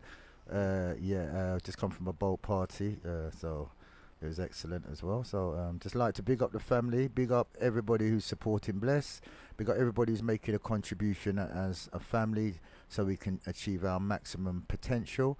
And I've got to big up the miracle man who performed a miracle on my knee. So much of a miracle that I started sprinting, you know, from barely being able to walk without pain to sprinting. I sprinted so much that I damaged more. So I'm going to need the miracle man definitely for some more injuries that I've picked up now through me starting to sprint, you know. Yeah, so big up miracle man every time, yeah. And also I've got to big up Lyndon, who I met on the way actually. So you met him on the way, yeah, yeah, I didn't yeah. realise he was going to actually be folded in. Yeah, You know, yeah. so we've got some powerhouses in the community. Mhm. You know, and I hear your show was unfortunately I wasn't able. I was with Edison actually. Okay. Edison's another. It's like everybody's popping up now. It's our time to bloom. You know. So I was with Edison doing his African spirituality at advanced level, and he was going into some serious processes, some serious meditations, and that's what had me. I'm still recovering now. Tell the truth, you know. Right. The next level, that's the Edison. I've got to big you up Edison every time. Yeah. Every single So how was your show, Dougie? I heard it was excellent. Now. No, it went down very well, you know. Mhm. All the speakers then went down well. I did mention earlier on, Sister Juice, Lisa, she was very good. Yeah. Very, very good. Vasco, as you know, Vasco. You know he does his thing, you know. Only complaints people were saying is that we need more time, but I don't know how we can get around that, because it was from 4 to 8. We went on to about 9:30 because Dawn said, you know, we must go on a bit, but you know, so something like that we might have to plan an all-day thing, you know, to give people adequate time and people to network and so forth, you know. But it really was it really was enjoyable, you know. It really was enjoyable when people full enjoying themselves, people able to network as well was key. That's great. Dave, oh my God, Dave's upset with me because again, he never had enough. He was saying to me, boy, don't go into the time business, man. You know what I mean? Came just a warm up. You know what I mean?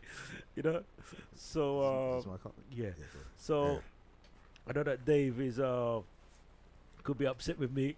You know, 'cause I feel take him on. We give him more time still, but he had a lot. He had to. He wanted to offer and bring on the table. You know. And yeah, and he sold his books to them as well. Sold off all his books to them. So that shows how much impact he had. And a lot of people came to Pacific just to see great man Dave, you know. Yeah, it was. I mean, it was a nice event. Very good, very enjoyable. You know, I enjoyed it. You know, it's different from Part View because Part View, you know, is slightly more bigger. And you have to, especially when it finishes, you have to clear up and move and get things moving and stuff. But this one is more a bit more laid back, and I could just chill out a bit more and just taking the vibe. So, and it was a hot day that day there as well. We were competing against the football, the final, and you got a good turnout. And also the Wimbledon finals. Yeah, that's right. It was a big day. Was it? Yeah, big day. You know, and things. So, man, I have to give thanks. You know, give thanks. So the next event I'll be doing a few different events. We're doing something with is it Future Active Future? Active Futures, that's right. And I was speaking to her actually today, you know. So yeah, we've got some big events planned. So also as well, everybody knows me. My phone's the motherboard went on my phone. In this hot weather, I managed to find a puddle to drop my phone in, and the motherboard went. So if anybody, we've got some big events. So anybody wants to contact us, you can contact me as well. So my number is 07931 417 553. Once again, 07931 417 553. If you can text me with your name, because I've lost a lot of people's names as well, or you can email us at the Speakers Club, AOL.co.uk. Once again, the Speakers Club at AOL.hotmail.co.uk. Sorry, what am I talking about? It's the Speakers Club at AOL.co.uk. Okay then. So yeah, so something on the 19th. We will know definitely by next week, because we're gonna start promoting it probably over the weekend. And also we're gonna do some in Hackney with HCVS. So we're looking to get the date. It'll be during the daytime though. It'll be the same theme, looking at the truth about prostate and diabetes. That's with HCVS, Hackney Community Voluntary Sector. That's in on Dalston Lane, and that'll be a free event. So encourage people to come out, and but that'll be during the daytime though. So if you're available to the daytime, please come. We're working with different groups and organisation. So I'll have more information definitely by next week. You know, so there's quite a few things going on. We're doing something probably with the church, Seventh-day Adventist Church, in August. So I'm trying to network and work with different groups and different organisations, etc. And I'm telling you, if you're free today, make sure you make that visit down to the Uptown Cuisine. They've got a storytelling event taking place right now as we speak. So it should be a really fun-filled, educational and entertaining event. And that's that Uptown Cuisine. You can Google it to get the full address. You know. Also, I'll be starting classes. You're going to be doing classes in etymology, public speaking, the Medunetia, and that's going to be taking place. We've got a confirmed date now. Is September the 11th, and that's going to be every Tuesday. Every Tuesday from September the 11th. Spaces are limited. Once again, we've got some classes going on with public speaking, etymology, and the Medunetia. and that's going to be taking place in September. Spaces are limited. If you'd like to book your space or make yourself available for that date, you can contact me on 07107. I'm going to get my number properly, and I'll give out the number before we leave. So once again, the Medu Nature, etymology and public speaking classes will be starting from September 11, Tuesday evenings at Parkview Academy. Also, the next Speakers Club event will be taking place on the Sunday, the 5th of August, and that's from 7 till 9. We'll be giving you more information on that next week. And we're going to be starting the Bless FM Galaxy Link Up is taking place. So make sure you tune in to Abu Ratata this Monday. The first of the link up, Bless FM Galaxy South London, North London community link up is taking place, and that's on Monday from 4 till 8.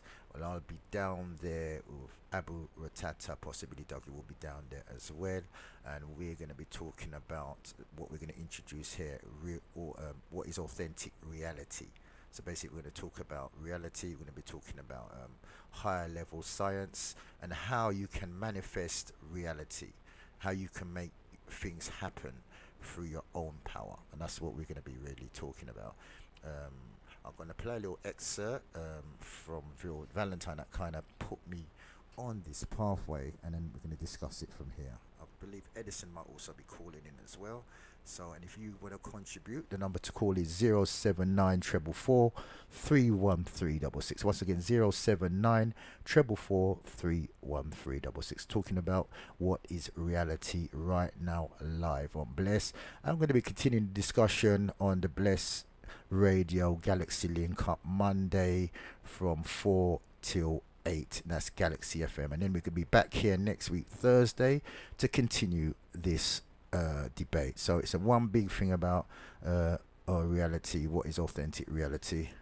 Yes, and so here's an excerpt from Phil Valentine. I just want you to know that what you're looking at here, this being a common exercise of logic, concludes that the authentic experience is a first-person, tactile, in-person interaction between an event and your physical senses.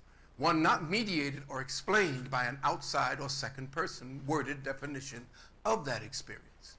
If using the words we speak to define an experience could be considered a second person mediation of perception, then any word spoken to describe an experience must be considered inauthentic. Boom. I'm going to rewind that one because it might have caught some people by surprise. Get your pen, paper, notebook ready. We're going to go into some serious reasoning, starting the fire with this Phil Valentine. We're talking about what is reality. Boom. Start the fire on Bless right now. I just want you to know that what you're looking at here, this being a common exercise of logic, concludes that the authentic experience is a first-person, tactile, in-person interaction between an event and your physical senses, one not mediated or explained by an outside or second person worded definition of that experience. If using the words we speak to define an experience could be considered a second-person mediation of perception, then any word spoken to describe an experience must be considered inauthentic, unless the listener has had a previous first-person experience similar to the experience being described. Ergo, any experience resulting from the manipulation of one's perception to a second-person retelling using words is authentic. Given this scenario, it would stand to reason that the only genuine perception would be pre-linguistic perception, which is why the science of mind control today is about invading, occupying, and manipulating our centers of pre-linguistic perception. Boom. Big up Phil Valentine. Yeah, because I done he was in London about maybe 20 years ago, and I done the PA system for him. Okay. And he was, and he where was he? This was, I think it was African Cultural Centre. Okay. I think it was African Cultural Centre, actually. No, it wasn't. It was down South London, somewhere down South London. Okay. I wasn't, no, actually there's two, one in North London and one in South London. Was it Have People's Restaurant? Was it down? It could have. It could have been. Yeah. Yeah, I think you're right. Yes, I think you're right. Yeah. That's right. You're right. Yeah. That's where it was. Yeah. I heard. I didn't know much about Yeah. it. But I heard that this man was over here, but I didn't know much about him that time. Yeah, because I done the PA system and I didn't know nothing about him, and he was dealing with metaphysics back then. Yeah. You know what I mean? So he kind of got me a little bit into that thing. He was on a different level from them days, you know. So when I stumbled across him now, I thought, boy, you know what I mean? This Phil is Valentine. Yeah. Yeah. So that was that. When I heard this video, I said, that man's yes, I can see what he's saying. And then basically, just to break down what he's saying is basically, what is a real experience is when you actually feel, see, and touch something. So when you like pick up a drink and you drink it and you taste it, that's the real experience. So if you drank a new bottle of drink has come out, you know, called Fire Juice. You're the first person to see this drink in the shop. You buy it, you drink it, and you say the taste, it's mind blowing. You exactly, because your tongue has touched the liquid. You know what the drink has tastes. You ring up your brethren, and you tell your brethren, yeah, man, them drink their live, brethren. And your brethren is inspired by what you said about the drink, and now the drink's giving you a boost. You know, so now your brethren is fired up by this drink. He's fired up by the drink. So now his experience of it, but he hasn't actually tasted the drink, but he feels that he knows what the drink is about. You see, so you've got the real experience because you've actually drunk it. You've actually tasted the liquid against your tongue. Your friend who you've rang up has got a secondary experience of the drink, but he hasn't tasted it. And then when he passes it, it tells his brethren, yeah, man, them drink, they're wicked.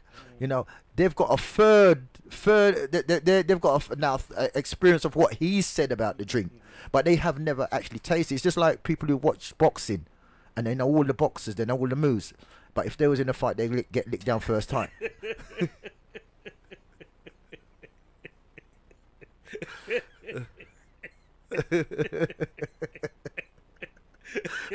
I just gotta let Dougie recover there. Truly, go on. So this is what is kind of hit a nail on the head is the only thing that is real, and Edison talks about this as well, he talks about the programming, you know. The only thing that is real is what you can actually taste, feel, and touch. Anything else is what somebody has told you, you know. So then you have to wonder, well, what kind of life are you living in? Are you living a real life? Or are you living an artificial life?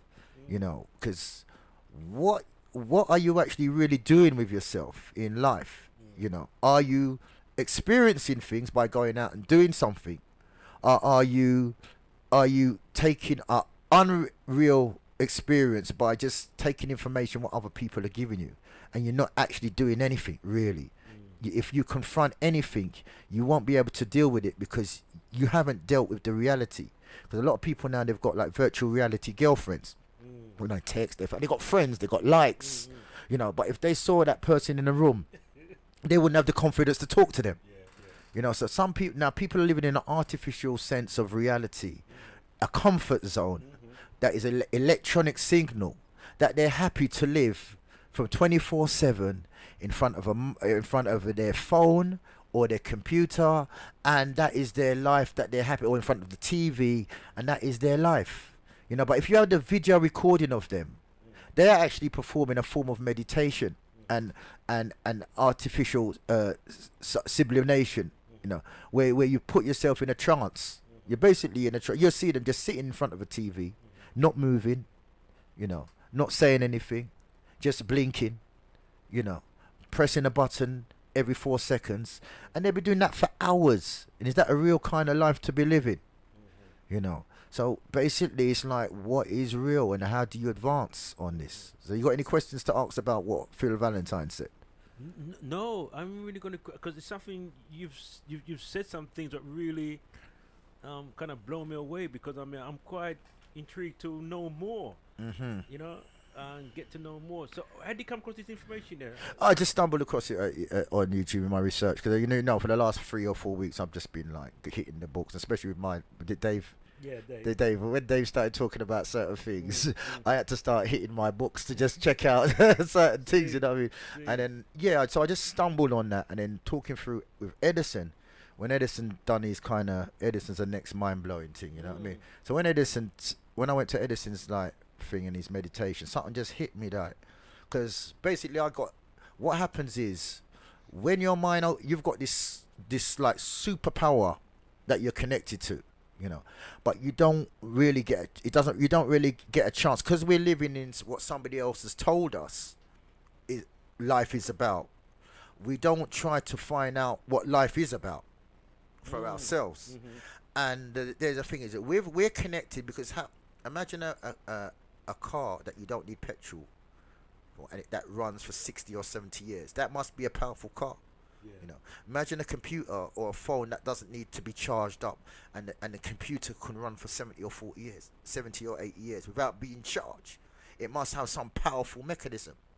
Well, if you check what we can do, we don't need no petrol, you know, we don't need no battery life, and we're running for 70, 30, 80 years, and we self-repair ourselves if we eat the right food.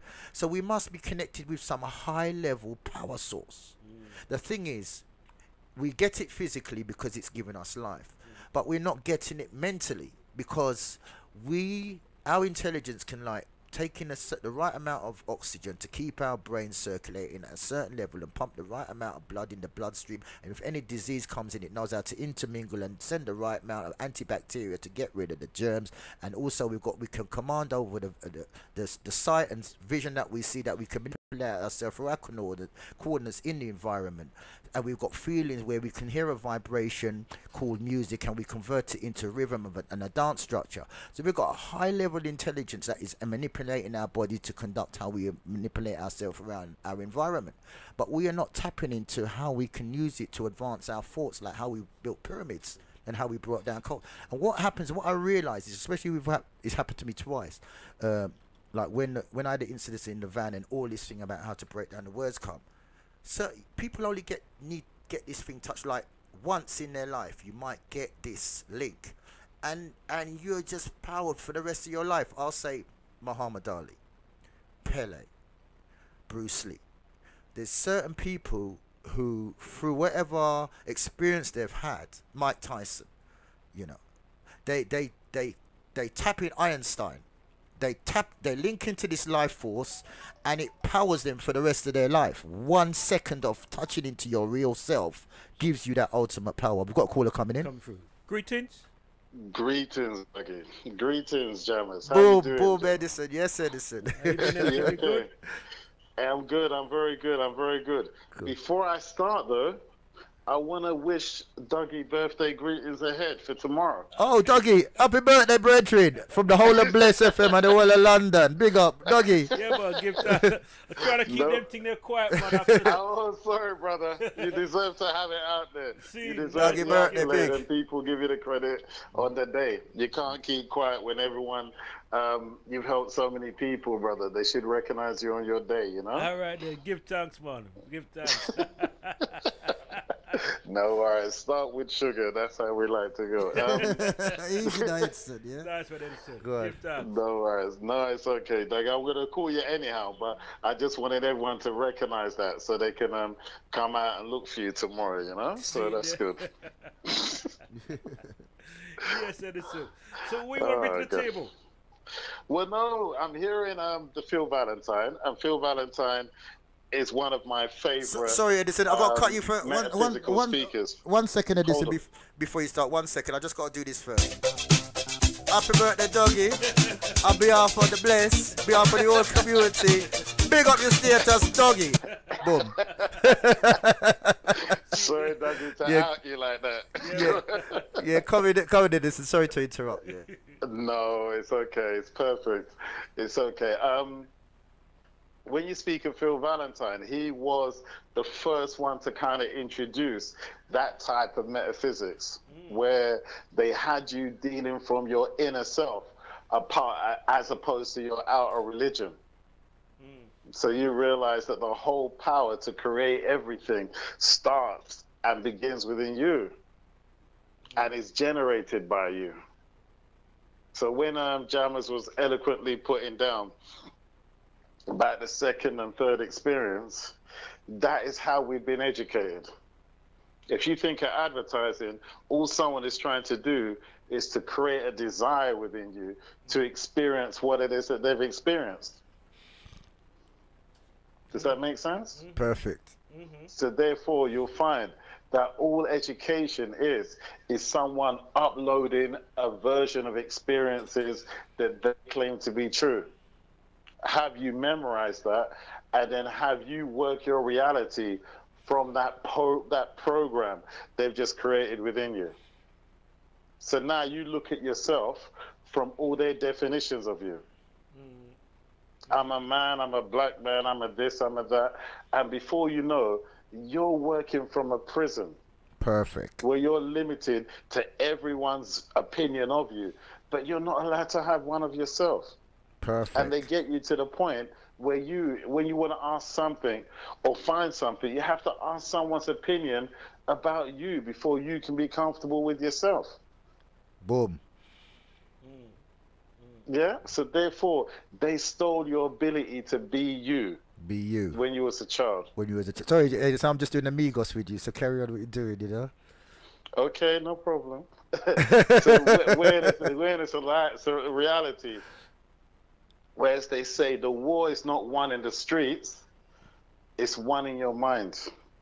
Because if they have you working from a program, which is what they designed, giving you their version of reality, when you get up, like a computer, what operating system, how you going to operate yourself from the program that has been uploaded within your system. So you're going to be living your life through the program they've given you to live your life from. They keep you trapped with time, because the first thing you do when you wake up in the morning is look for the clock. It's true, it's true. And then you say, my God, how much time do I have to do all the things that I want to do in this day? Boom. Can I come in there, Edison? Cool, come in when you're I ready. bounced into this book. It's called, it's from Carlo Rovellini, and it's talking about the order of time. Yes, Carlo Rovellini talking about the order of time.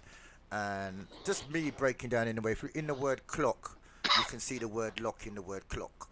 You know? And everywhere your hands move in a clock, they're hours.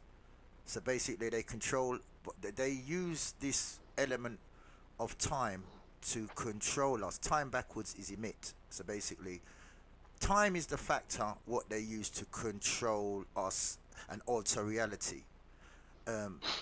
What they do, the reason how they do this is because they have us as a so Kemetic people. We have a natural rhythm, a natural way that we don't need to move to a fixed number or fixed sound. We are versatile. We move to different vibrations. We create vibrations and we can create motions. What they do, they set a time clock, basically, where you have to perform duties in accordance to the time they set. And because they've set this time, it's also set with certain goals and certain requirements. So as soon as you go into the time that they've set, they put stress in it. Anything that you can perform, you have to perform in this society that they control is under time and it's under stress. That changes our natural frequency. To be successful in their environment, we have to come out of our natural frequency and our natural harmony. That's one aspect of time. The other aspect of time is basically the word time in itself doesn't give you a way to operate. It's an abstract word. It's a noun. So it's not like run, jump, sleep. The actual word time is an abstract word. So us with natural rhythm, when you hear that word time, you can't program that word to do anything because it doesn't give you the reality of what time is. Can I? Come in. Yeah, I'm jump. Sorry. Yeah, cool. If I could merely add, because what you've said is absolutely correct. As regards to the concept of the hours. Yes. Have you noticed that everything is, in a circle? Right. All right. And the circle is reflection of the sun. Right. I like that. Yeah. I remember we used to worship the sun called Ra. Well, we didn't actually. Can I just correct you there? We didn't worship. We had principles, routines, and structure based on the principles of Ra. Okay. Yeah. Well, let me add to that. Yeah. Then. The daughters of Ra were called hours. Really? 12 hours, man, with a 12 Okay, daughters of Ra. so That's where's where that? you get Where the do you get that info concept of from? time. Where do you get that info from? That is an old stuff. That Okay, I wrote I'll years have to ago. go into that. I like that. Wow. Please look into Yeah, that. I will The 12 do. daughters of Ra were called hours. Wow. And that's why you got the concept of the 12 hours. So therefore, if you look at it, time is how they bring the concept of God within you, because God, we live our life through the concept of the time that they created. Yes. Now, time is also an element. Whenever you're whenever you're about to do something, you have to write a program to design to give you instructions of what you're going to do. Right. All right. So be that every moment you're about to write a program, you can't write a program without the element of time being involved. So therefore, now, whenever you're about to do something for yourself, you're going to say, do I have enough time? You're always using their version of time to define and design what it is that you need to do. Right. So therefore, they have you locked in a version of God or a mirror version of God that you're not even aware of, because you can't create anything if you don't have enough time. Right. And so go ahead. Karen, go ahead. No, so this is essentially the program or the defining program, what they use, because the one thing we never have enough of is time and money, which is the things connected to their God. Their God, if it doesn't give you money, no one doesn't want to worship that God. We always say the only way you're going to empty out as the church is when they run out of money. And the church is never going to run out of money. Right. So, so they'll have us locked into this paradigm based on the fact that they control how we process our version of time. And they've got us to worship money irrespective of whatever religion we follow. And I'd just like to say on that, what it is, they've taken away our ability to control time. It's a key factor in how they control us, and it's a mental crime. That's just a rhyme, but I'll give you the sign. Basically, time, a workable formula for time is to look at that everything in your past has an order. You know the starting point, you know the sequences of event that bring you to the present. So the past, when you access your memory bank, gives you precise definitions of things that occurred in a certain sequence. That is the past. The present now has variables, so you know certain things and other things are quite vague.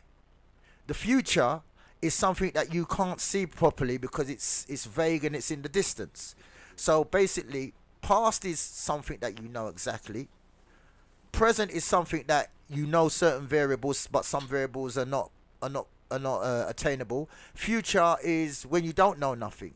So how you can control time and create your own reality, and that's how they do it, because they can bring a mobile phone out next year, the new model, exact time factor. They can bring a new film out 2 years in advance. They've already so they know how to master time. They've taken away our concept of mastering time. So basically, how you master time and how you control the future is to have a focus of, it's like this. You can either be like a leaf and the leaf just blows in the wind, vague, or you can be like a stone. The stone drops to a precise point. So the way how you can start to manipulate time is by having a focus of, this is what I want to do, this is the steps that I'm going to take, this is the motion that I need to create that step to achieve that result. And that past, that thing that you can't see, now it's clear that you can see how I can build muscles now if I go training 5 times a week and I do these exercises and take this food. I can see that the future is going to become now, because I'm going to put these principles in to manipulate the time factor variable and perform this action to make that part a present and a reality and a past, because I'm going to train at that level for this amount of time. I'm going to make the muscle factor become a reality, so it'll be now, and it'll be something now that I can look back on, and it'll be in my history, because facts in Latin doesn't mean something that's there. A fact means something that you make. Which is interesting. May I? Yes, come in. That's right. Yeah. Okay, well, the funny thing is, in alignment with what you've just said, the thing about time is a sense. All right, we think in pictures. Yeah. So we are constantly creating images. Okay, so things that have taken place in the past, the reason why you can retrieve them and they look exactly the same within your mind is because you created those images in the first place. So therefore, all you're retrieving is what you've already created. The thing about the present is that you're constantly creating in the moment, every moment. And the thing about the past or the future is because you can create a set of plans within your mind. And that can be a guideline to guide you through till you get to the point where you see what you created within your mind. Can I just cut in there? So this is where they intercept our ability to create and define ourselves, because they put distractions for the present. So they're giving you all these things to look at, TV programs and blah blah blah, and then they show you the slavery and the things of the past. So and they give you the religion. So you perpetuate what happened in the past. You follow an ideology that they have of religion, or you're distracted by all the elements. So you're not using your power to, as you said, time is a word that you can't make anything happen with. But when you break it down, that is something that you can take a vision and you can focus on that vision and take the steps to make that vision become a reality. That's the way you can make your true potential and maximize yourself. By you can create the future by using your power of your brain to manipulate the future into and manifest the reality. That's the distraction that they put in, so we can't use our third eye to bring forth a reality. Well, that is true. But try and appreciate it. If someone has given you their version of your past, yes, remember, they've given you your version of history. Yep. It didn't go so, but we only have what we've been educated to believe. Exactly. So therefore, in every present moment, you have to go to your past to create what you think that might happen in the future. Yep. So if you go back and destroy the minds of the young ones, guess what future they're creating? Yep. And what images do they see for their future dynamics, which they are almost afraid to look at? And I just like to, this is your, from I got from you, this is what I got from you, is basically you are a recording device for your, so basically everything that happens to you, it's like a computer, it files into your memory bank, and that's where you're access. You're the librarian. Yes. Because you basically create a library of all the experiences you've ever had and everything you've gone through. Yes. And you have, as they say, an intelligence within you that can help you retrieve all of that information. Yep. Yeah? That's where you are. So understand, when it comes to, when they speak of this thing called the Matrix, all it really is a program that they designed in your mind as a child. And all of us are trying to live in this idea that they've created of who we are and how we should be. And the word the word the matrix is a Latin word meaning the womb. So basically, it's making not being able to depend on yourself and depend on everything else, like the robots. You know, if the Latin word for it is womb, then literally remember the root. You have the women have the womb within their stomach. The men have the womb within their groin. But the womb of your own creation is inside your mind. That's why everyone has to fight for your attention so that they can program your reality. And they can program how you choose to look at yourself and everything else. Because if you haven't worked out, all people are doing is building up someone else's story. They can't build up their own story because they don't know their true story. Right. And as long as we keep going back to these versions that people have given us to follow, we're still going to be perpetuating nothing. 1,000,000 times 0 still equals 0. Right. I wonder if I can just ask a question. Go ahead, please. Because it's your birthday coming next tomorrow, you're allowed to, Dougie. You're allowed to anyhow, Dougie. But yeah, go on. I ask a question. Just listen to what you're saying. That and I think speaking with Dave, And what you were saying to me that one of the things is that, you know, when you have this voice speaking with you, right, this inner voice, he was saying that that is the inner child. The inner child? Is a child? Is an inner child? Is something what's happened in the past? Is that child kind of warning you, telling you, and all that stuff there? So I wonder if that's true, because I mean, what you're saying is really your ancestors really came with you. I just want to see. Okay. Yeah, just give some little light on. To be fair, you know what? Everyone is entitled to an opinion. Therefore, they say the truth is in the beholder, in the eye of the beholder. So what someone believes is their reality. But from my understanding and my perception, that inner voice is not you. You can't hear a thing and be the thing at the same time. That's like saying you're seeing a car and you are the car. The fact that you can see and observe a thing means that you are not the thing. All right? But that inner voice that you hear, once you learn to understand it, that can give you any information about anything you want. Okay, it can tell you about another person. If I'm doing a reading, I trust that inner voice to give me the information of what I'm trying to do. If I'm speaking in my own language, I trust what that inner voice says to do what I need to do. And if I want to retrieve a memory, you know, you've never thought in your life. People say, I'm thinking. You're not thinking, you're asking. You're hoping that that inner voice within you comes back with an answer. Because if it doesn't, you say, man, I ain't got nothing. So that inner voice is much more. It's literally, as they call it, you know, in the West, they call this term subconscious. Whereas in Africa, they knew that that was your inner conscience. And that is your ability to connect with your ancestors and with whatever intelligence you want to talk to. So that voice is much more. Once you follow and understand that voice, Jama will tell you in my class, you don't talk about religion. You don't talk about no inner child or what have you. You understand who you are and what you are. And you realize that that thing in your mind has the capacity to look both ways. All that you're looking at when you're looking out at this world is your belief, whatever you've created within your mind. And you're choosing to judge it in whatever way you can. But there's so much more to who you are. Once you wake up and realize that that inner voice is not just something, a figment of your imagination. It's the actual intelligence that talks and gives you the information about your imagination.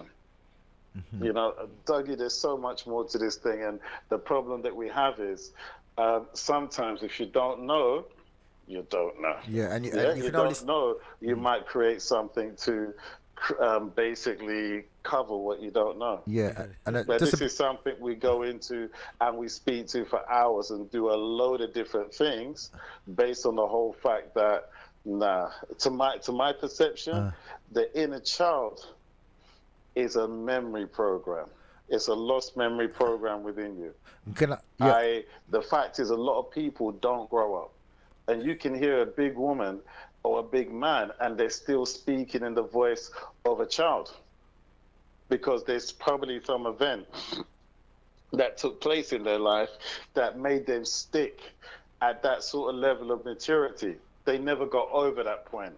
So therefore you'll see a grown up woman and she speaks like a little tiny girl. And you'll go back and ask her, whoa, God, what happened at a certain age? And you'll be able to see that's when she stopped growing up, because we say people grow older, but they don't necessarily grow up. So therefore, that inner voice, it connects you with your ancestors, connects you with the future, connects you with the past. And without that inner voice, you can't survive. I say to anyone, try and read, and don't have that inner voice within you actually give you the words back. You can't read. You're looking at it and say, okay, what does that say? And that inner voice actually gives you the words and says everything out. And you merely just repeat what you hear. Try and read without using that voice. So if that voice is your inner child, your child reads and you can't.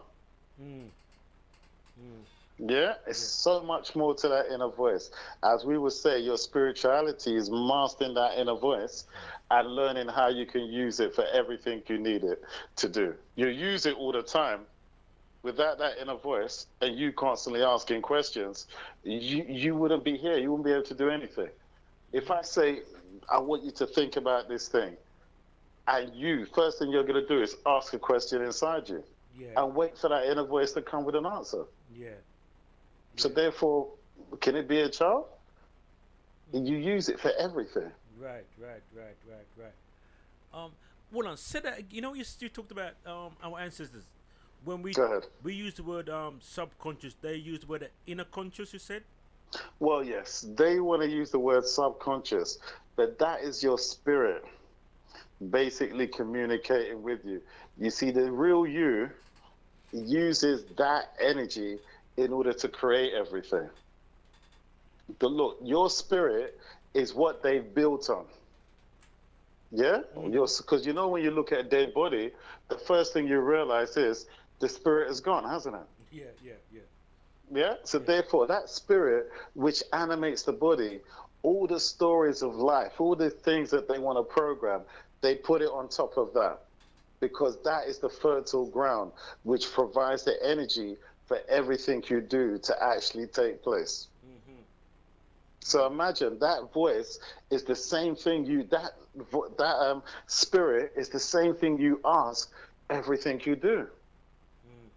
If you're about to do anything, you know, before you get up in the morning and open your eyes, you ask, what am I going to do today? And then you have a trip into the future where you visualize all the things you might do. Then you have a trip in the past to try and remember all the things you're supposed to do. Yeah? So, you know, we can control these things and do so much more with them. And then just because we're trying to label things as opposed to understand a thing and use a thing. You can't be talking about that, then go into a book about this person said that, that person said that. When people used to come to me and start telling me about book and Bible, I say, forget all of that. What do you say? And if you haven't got an opinion, you're irrelevant, because I could use the book and then dismiss you. Yeah, you're not relevant if you have to use a book to give relevance to what you have to say. What's your opinion? What do you think? And that's when you realize you depend on that spirit within you to give you the words and the understandings to be able to articulate yourself. Yeah, your ancestors help you, because the same thing that you left your parents in the spirit world to come here to meet your parents in this world. Because no religion has created a child yet. It's still a woman that's going to do it with the help of a man to help create the body. And the original Trinity is the man, the woman, and the consciousness of the child. And the next thing is, because go on. I say, if you saw a child going to run in the road, you know, and you're the only person there, you're the only person there, who's going to stop the child from running in the road? A Bible ain't going to stop it, you know. You're the actual, whatever the book is saying, you're the it's coming through the experience to stop the child from going in the road. You're the one who activates it, because the life energy is flowing through you. So anything that happens in this environment that you're in, you're the one who's in control of it. There's no third party, fourth party, or no book is going to stop that child from getting hit by the car. You're going to go in and do it, because in this environment, you're the one that is activating the life force. The book is only a map to how you're supposed to act. And there's no point. If you've got a stat nav and you just follow the stat nav and you don't get out of the car, you're not going nowhere. So basically, well, you don't know anywhere, do you? You don't know the route. Yeah. If you only ever follow your sat nav and don't remember the journeys like we used to. I know some people that would going on the journey 10 times and still be using their sat nav. Yeah. Because they never tried to remember anything. And that's like the Bible. The Bible's like a stat nav, but people ain't getting out of the stat nav to actually do what it says in there to achieve. You know. Look, the thing is, the Bible is merely just one book. And there's so many other people that have given every different versions of their creation stories. The Africans have got theirs, the Indians have got theirs, Chinese have got theirs, Native Americans have got theirs. All of these things could be used as a version. The only thing is, none of those people needed to conquer the world so that everyone understood their life. And come on, the 7 days of the week, which is, what do we call it? A fairy tale. Yeah? How did a myth become how we measure time? And the thing is, you know, if you follow the Christian faith, you know, you're breaking two of the commandments every day of the week, because it's a jealous God and don't worship no other gods than me. But you have Monday, that's the day for the moon. You have Saturday, that's the day for Saturn. You have Tuesday, which is the day of the war god, Mars. You know, then you have Wednesday, which is the day for Woden. Then you have Thursday, which is the day for Thor. Then you have Friday, which is the Thursday, which is Odin's wife. Then you go to Saturday, which is Saturn's day. So you have no day for your own god that you call it. So you're breaking your commandments every single day of the week. What the hell of a Christian are you? Because when you wake up in the morning and you see someone, you say good morning, which is suffering. Then you say hello, which is hell, what you're preaching against. So what kind of Christian are you? Sorry, I've got to go now. No. No worries, Jammers. I just wanted to ride on that. Because if you look at the Latin days of the week, they break down this true story. That the Romans used to worship the shiny ones, the 5 shiny ones. Right. That's why you got 365 days of the year. Oh. And a circle is only 360. Because they had to give an additional 5 days to the actual gods that they have. So who are the 5 shiny ones then? Isn't it? It's not the moon and not the sun.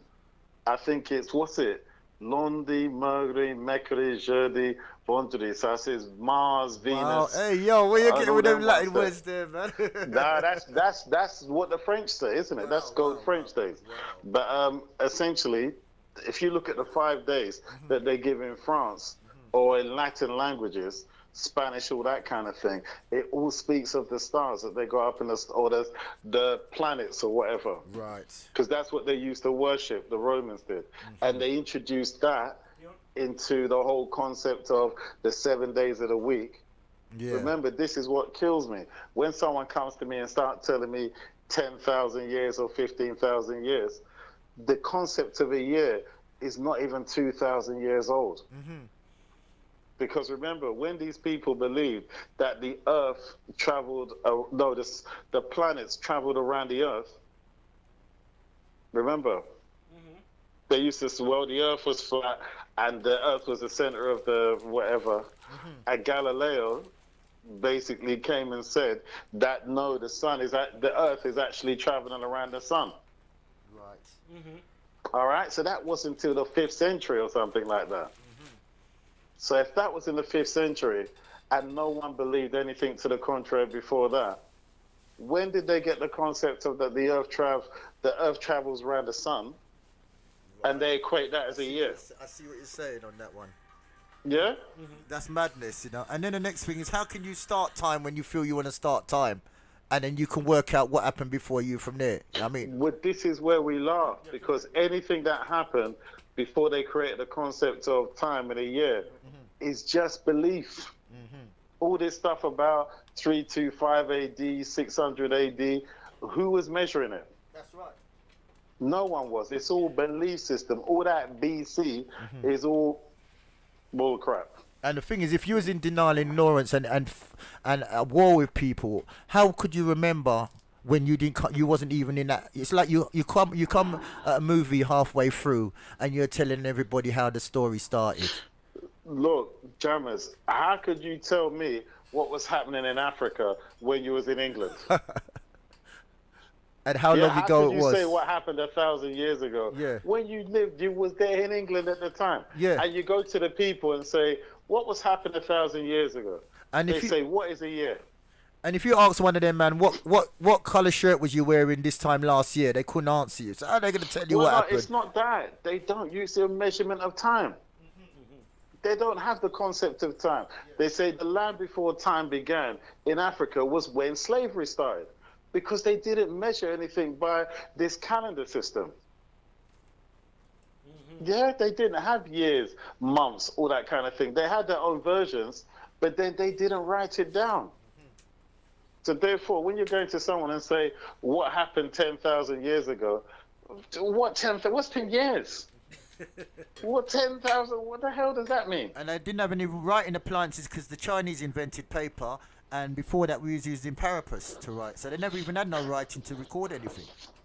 In all honesty, when you think logically, you wake up, you realize when you're saying certain things, it's really based on belief, not making any sense. Yeah, one of my favorite new ones. What was Jacob's real name? You know, all these guys speak about in the Bible where Jacob had to fight with Israel or had to fight with the devil and then became Israel. No, do you not know how Israel, the concept of Israel came around? No, can you break it down? Break that down to us. All right, in the Bible, apparently, Jacob had a fight with the devil, and I'm not sure how the fight turned out. Obviously, he survived. But then after that point, they said you'll be known as Israel. And then when you get all these they say we're from Israel or from Israelites. It's all based off that story. But what was Jacob's name? We know that the word J didn't exist. Yeah, that's right. That's right. Yeah. So we know You got a side swipe on me on that one. I should have spotted that, man. You know the word Jews didn't exist. Come on. Because there's no J. Wake up. There's no J. There's no J. So Jews never existed. Jacob never existed. Not till the 16th century. Listen, I'm going to be kicking myself because I didn't even see that one there. You got me again anyway. But till next time, I'll see you on Sunday. You got me again. Till next time, see you Sunday. Dougie, happy birthday, big up. Bless all the listeners. Keep the spirit, and we're going to maximize our full potential. Remember, we control time if you activate your third eye. Right. All right, then. So, Heskif. Yes. The whole thing about... Heskif. Sorry, Edison, Don't worry. sorry. Edison. I know you're talking to since I'm on the line. Sorry. Go. Edison, Okay. you kind of catch me there because you're thinking about the J, no. So you said that the Jews didn't exist. The word Jews did not exist. And Jacob and so forth. None of them. All right, then. All right, Not by that name. Okay, then. Okay, then. Okay, then. So, all right, then. Anyway, we have Aunty June inside the house. Yeah. Excellent. Good evening. Aunty June inside the house. Greetings. How you doing? I'm very well. How you doing? You okay? I'm great, thank you. Excellent. It's a long time no see. Yes. Hopefully it won't be too long before we see each other still. No, definitely. How did your last event go? Event you do on a Sunday, please, Edison. Well, no, I'm going to start a new course in September. The flyers are going to come out in the next week or so. It'll be a 12-week course, and we're going to be doing it in East London. I'm going to go back to Eden. It's only because I've got a good relationship there. And, a black-owned company, selling their products. I want to try and stay within that sort of energy field as much as I can. That's good. There's no point. I could look for somewhere else and give someone else money, but I know that it's going straight into a black man's hands. Yeah. Well, I'm hoping when the Garvey Village is up and running, you'll be doing your courses down there in South East. When I don't mind. We've still got one plan for the South East. Excellent. But I know these are 12-week courses. We just finished one in the city earlier this year, but we're going back east so we can put the money in our pockets instead of someone else's pockets. And that will be quite a revelation, hopefully. We're going to go through all the syllabus we did earlier and get people to the point where they start to think and trust themselves. Right. Because that's the main thing. There's no point putting your faith in this or that. Put it in yourself, because you're the one who has to get up and do what you need to do. That's true. That's true. The dishes never wash themselves when you're the only one in the room. well said. So let people know your website and your no problem. Facebook We and can, whatever. Yeah, well, Facebook has been there for years, but we have a website, ancestralessence.com, where people can go and purchase our oils now, and they can book for readings as well, where we do an ancestral reading, show you how to connect with your ancestors, and then try and work out a way we can help you with whatever's going on around you. A lot of us are suffering from our past. And I'm not talking about slavery past. I'm talking about events that we've gone through our childhood, through our adulthood, and what we're currently going through. So we try and look at the reasons for that, how you can get out of your own way, and how you can let your ancestors or parents, because your parents just want to work with you to help you fix solutions like they've done all their lives. And that's what we really want to do. Try and keep it as simple as possible to let you know you got the power to help yourself. Okay then. Okay. Really good. Okay then. All right then. So again, Edison. So yes, your Facebook again, please, and your website. Ancestralessence.com is our website, and just go to find me on Ancestral Essence. And we have a load of articles there pertaining to all things regarding African spirituality, or you as an African in this reality. Okay then. All right then. Edison, give thanks, yeah? No worries. Really enjoy it tomorrow, my friend. All right then. Bye, Auntie Jean. Bye, we'll speak to you all soon. Yes, okay? Brilliant. Thank Take you. care. Bye. Bye. All right. Bye now. Bye. Bye. Okay, then that was Edison with us. And instead of us, we do have Auntie G, so she will let us know about the African village. The Garvey village. The Garvey village fundraiser. Yeah. So she will join us about 2 minutes. Also, we'll be having Dave Murphy be joining us as well, hopefully. So look inside. My heart is bleeding as I see my dreams leaving through the back door. I can't take it anymore. I'm in these streets every day. Can't find no job, no pay. No paper, every day to God I pray. For a little place to stay, a place to stay. I'm in these streets every day. Can't find no job, no pay. Every day to God I pray. For a little place to stay, a place to stay. I feel the cold in the concrete floor. Blood stains and needles galore. This lifestyle's real raw. I refuse to accept this situation. Remember days spent playing on my PlayStation, chilling with my peeps. Never thought I'd end up on the streets. Can't believe I've fallen so far, full of emotional and physical scars. But I know that really I'm a shining star. I gotta pull through 23, so I got to. Got my whole life ahead to view. I wanna have fun, yeah, and get out of this slum. Streets every day. Now find no job, no pay. And every day to God I pray. For a little place to stay, a place to stay. Roaming these streets every day. Now find no job, no pay. And every day to God I pray. For a little place to stay, a place to stay. Don't wanna hustle no more, this life no real road. Don't wanna hustle no more, refuse to be poor. Don't wanna hustle no more, what we fighting for? Don't wanna hustle no more, don't wanna hustle no more, this lifestyle's real raw. Don't wanna hustle no more, refuse to be poor. Don't wanna hustle no more, what we fighting for? Don't wanna hustle no more. Time is it flow? See it's time now, nothing can't hold me back. Even though so many are ready to attack, but I'm a strong one, and I ain't having that. Got no money, but I won't let that stop me. Too many cold nights, too many pointless fights. Sleeping under the moonlight, reminiscing, hold my pillow tight. What am I doing in this kind of plight? My body's all sore and I'm looking aside. I gotta do something about this tonight. I said I gotta do something about this tonight. I said I gotta do something about this tonight. I said I gotta do something about this tonight. Can you see me living in poverty? How can I make it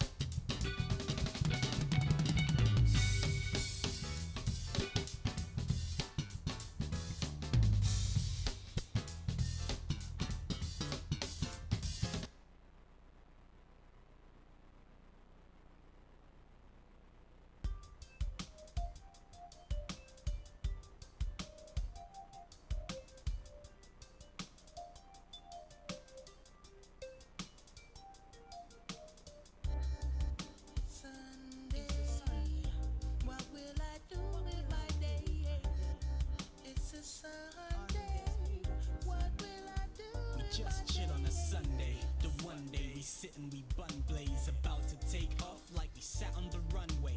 When Monday soon come, clutch time's done. So pour some more wine and roll another one. I'll come back down to earth if you're back from church. Just kick off the shoes and relax the shirt. Top button undone, perched on the sofa. Pull your wifey or your girlfriend closer and show love to the oven glove wearers, Sunday roasters and mother type carers, the dinner plate sharers, the school uniform.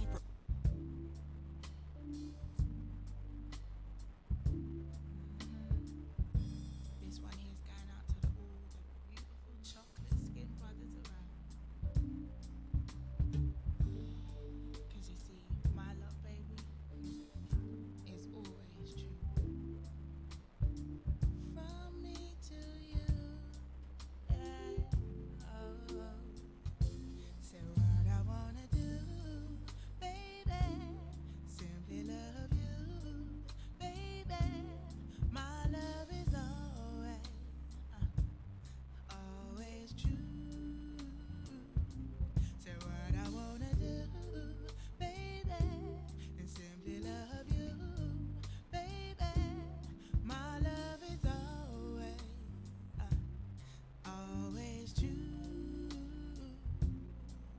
See, what I wanna do, baby, is simply love you, hold you closely, skin to skin, yet without even touching. Make serious, unrelenting love to you. See, I'm imagining rich Nubian skin just dripping with salty droplets of water. And though I ought to, I can't stop the thoughts of me bearing your daughter. See, I wanna be like your soil, nurtured till it's fertile so you can plant your seed in me. Feed me with your words, soaked in love, coated in wisdom and glazed with a gift of gentleness. For you, you shall reap only what you sow, and if together we help them grow, the harvest can only be beautiful. See, I wanna kiss you sweetly. Mark my words, though I'm talking discreetly. I wanna love you like you want me to. Kiss and cuddle you like only mama could do. I wanna be your resting place and the sweetest thing that you'll ever taste.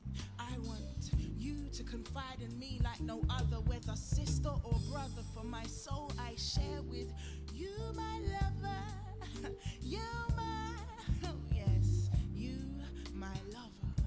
See, I want you to release tears fearlessly and draw ever nearer to me. I want to taste the richness of your skin and sink my fingers into the deepness of your very being. Swim through your veins and keep your heart beating. Drop my jaw in awe, 'cause you're amazing. See, I want to swim through the oceans of your memories and run through the forest of your thoughts. Climb down to your retina so I can watch the world through your eyes. See, I want you to breathe easy, for I will love you truly. Just the way you are, baby. Just the way you are, baby. See, what I wanna do. What I wanna do, baby, is simply love you, baby. My love is always true. So what I wanna do, baby, is simply love you, baby. My love is always true. See,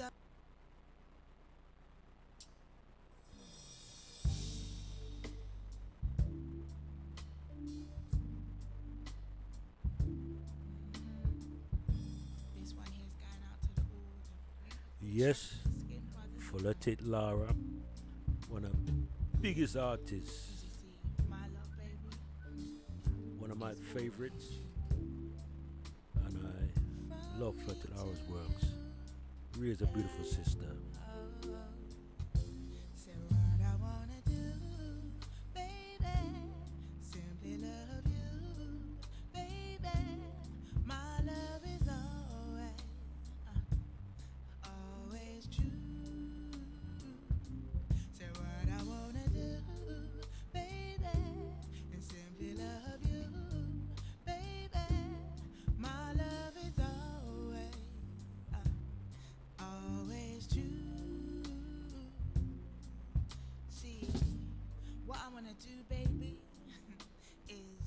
simply love you, hold you closely, skin to skin, yet without even touching. Make serious, unrelenting love to you. See, I'm imagining rich Nubian skin just dripping with salty droplets of water. And though I ought to, I can't stop the thoughts of me bearing your daughter.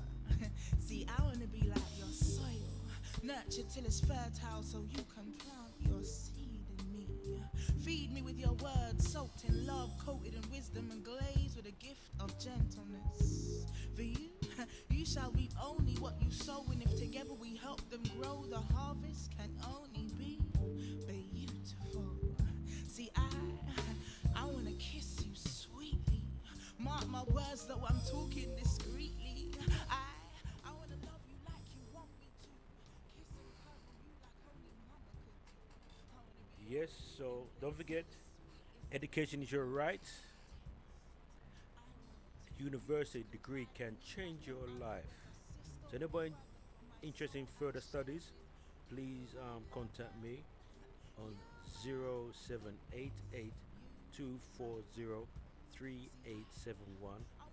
So I'm just doing a degree. And most of the courses is focused around business, law, business management, finance, account,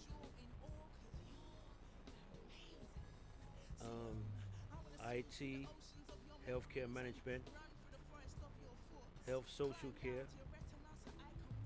I said law again. We do a master's, honors, health and social care. Please contact me, and also get your expense covered as well. You have to pay nothing. But if you're working and you're earning over, I think it's 21,000, you have to pay £7 a month. So you do get a loan in terms of covering your expense and buying your books and yeah. So number again to contact me on 0788-240-3871. So at this time now we're trying to intake it to the people enrolling for further studies. See? And 31 years anniversary at the West Indian Cultural Centre. And this is a charity event, and it's Clarendon Road, London, N8. And the postcode is ODD. N8, I wonder if, yeah, 0DD, or is it ODD? I'm not too sure. The postcode, Aunty James, you can bear me out in a second, right? And there will be a lineup of music performed by Jetty, Errol Hines, Princess Linus. In fact, I saw on Facebook today. Errol Hines, I know very good. Sound by King Joshua, and there'll be the crew and DJs. There's quite a few of them. So Flip, one of the well-known DJ, Fat Man, DJ Fresh, Trevor Sachs, and there's many. So entry is £10, and it's £8 before midnight. So more information, number to contact is 079317 8848. Sorry.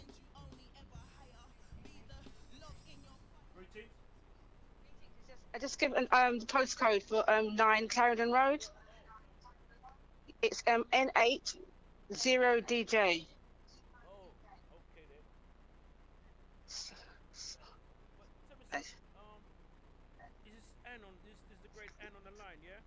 This is Anne, yes, and it's just think about birthday, happy birthday coming tomorrow. Happy Earth Day. You hide it. You did hide it from us. Yeah, it's only when my man there, Edison, come in upon me, you know. Let it good. Out. You know, all right, then that's good. Yeah, what's the other guy, Hideaway? What's that? The man writing the song, them Hideaway again? What's them name again? What's that? There's a man who write them songs again. Somebody Hideaway. Remember with Stevie Wonder, Hideaway. The guy who writes the songs with Stevie Wonder. Somebody Hideaway. Oh, Hideaway. Oh, okay then. Yeah. So that's a good thing you sing the Happy Birthday for Stevie Wonder. Because there's an artist who write with Stevie Wonder, called him named Hideaway. Last name Hideaway. All right then. But while you're on the line, let people know about the touching event we're gonna look to do on the 19th. We're looking for people to ring in or call in or email.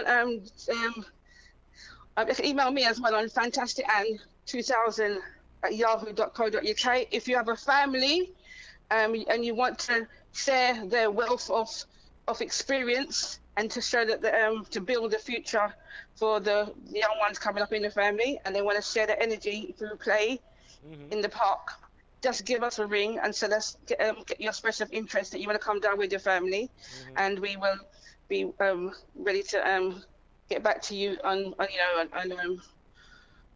all the different games that we can share and all the different bits of information that we can get from one another to build a stability within the community and connect the community to the community centre, which we're celebrating 31 years off as well. So we need to get the right people in there. So we need you to share your experiences in the park in a fun and entertaining way, and help us build up our own understanding about ourselves. Okay then, fantastic. Remember, you can email me on fantastican2000@yahoo.co.uk. You can ring in and call Dougie. He just always said his number 0788240. Is that all right? Is that all right? Yeah, that's right. We can give out your number 07882403871. And I give out Devil's number without him there to him a hideaway because 7931417553, right? Give us a message that you want to come and your family name, and just come and get together and we can all grow from each other. Okay then, and we'll again give thanks. Yep. Yeah. Right, big everybody up there and bless them and happy birthday again. Then. Nice one. Right. Okay then, that was a beautiful Anne on the line and fantastic. Just clarifying one or two things on that level there. Okay then. So inside house do have Aunty Jean, and she'll be talking about the Garvey Village. The project what she's very much involved with some other people, and they're having I think it's a fundraiser they're having next week. Next week Saturday, yes. Yeah. So Aunty Jean, I wonder if you could just take us away. And as I said, we do have the great Aunty Jean inside the house. She's been with us the last 3 or 4 weeks co-presenting, and she'll be a regular on here. So she's a dynamite among us, you know what I mean? And what more can we say about Aunty Jean? Aunty Jean, let us know what's happening. Yeah. Greetings all. Yes, the Garvey Village. The Garvey Village is going to be a community centre with a difference. The difference being it's going to be a base for natural healing. Natural healers will have a base so that if you want to be healed naturally, whether it be herbs, whether it be massage, whether it be Reiki, whether it be anything on the natural scale, then the idea is that a natural healer comes down once a week alongside other natural healers that come down once a week. So once a week, to say 3 natural healers will be working alongside each other. So if you want an appointment to see who, this is going to be for 5 days a week. So naturally we do know quite a few natural healers.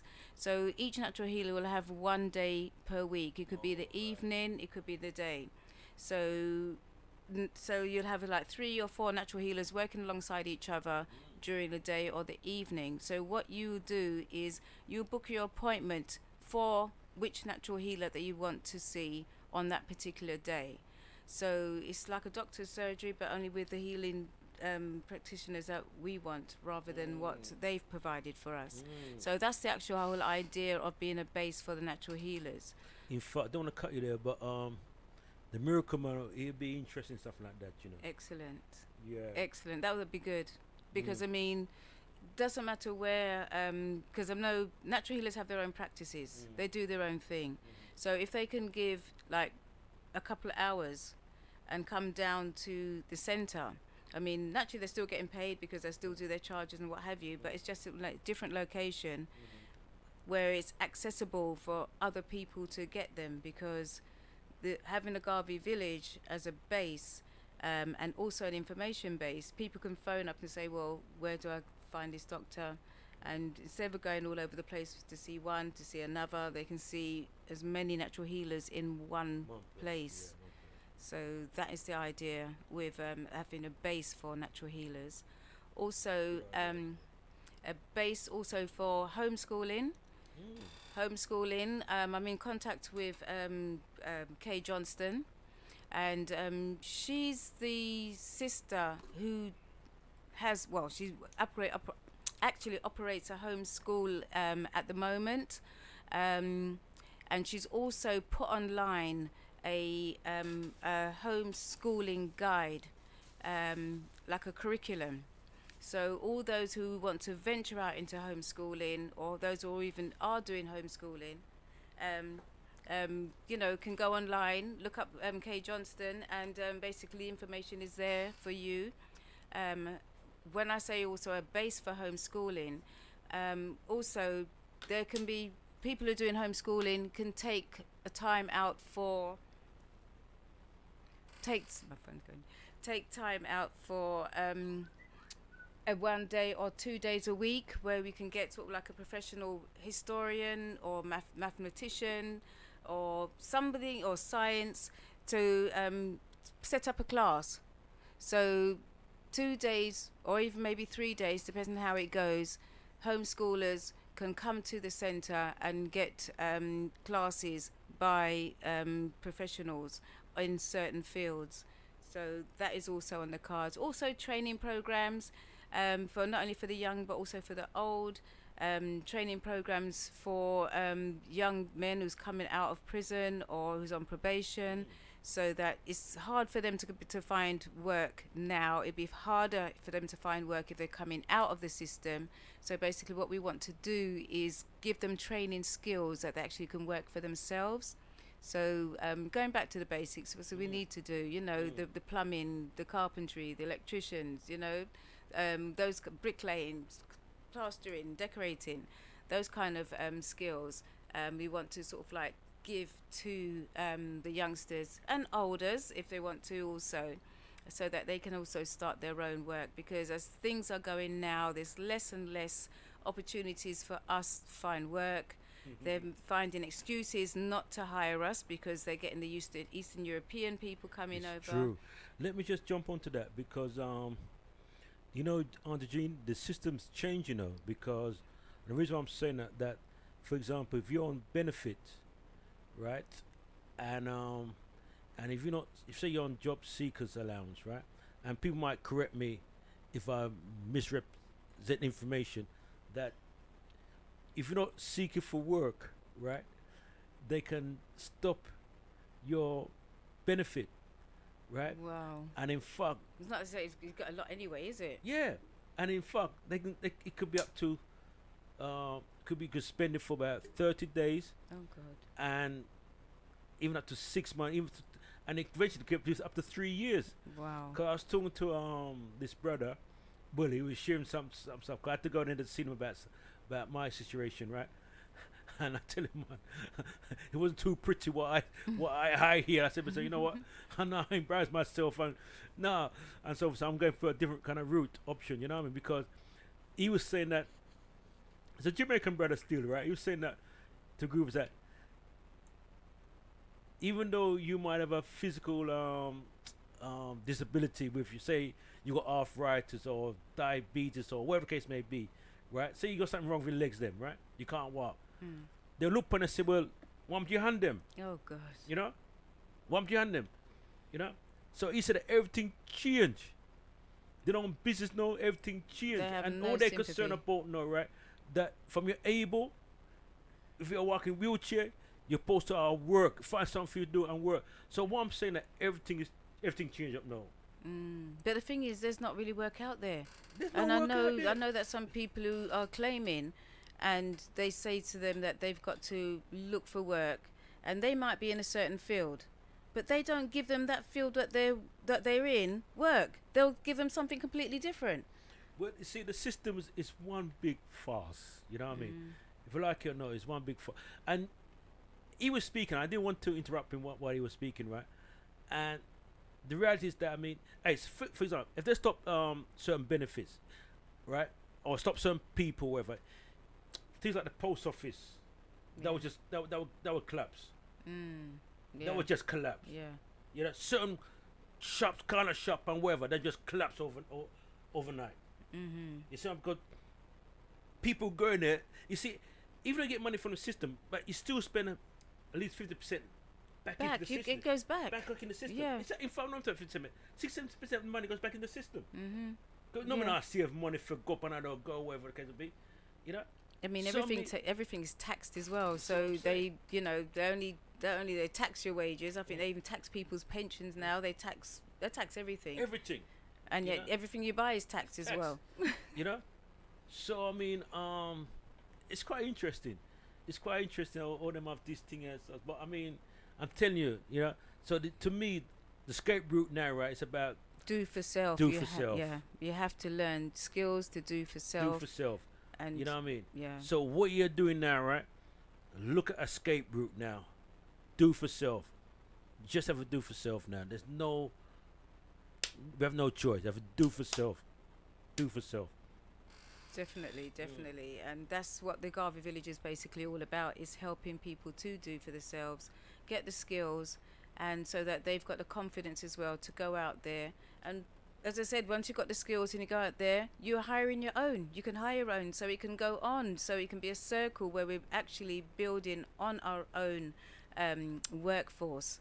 So we've got skills in every field. I mean, every field, every occupation.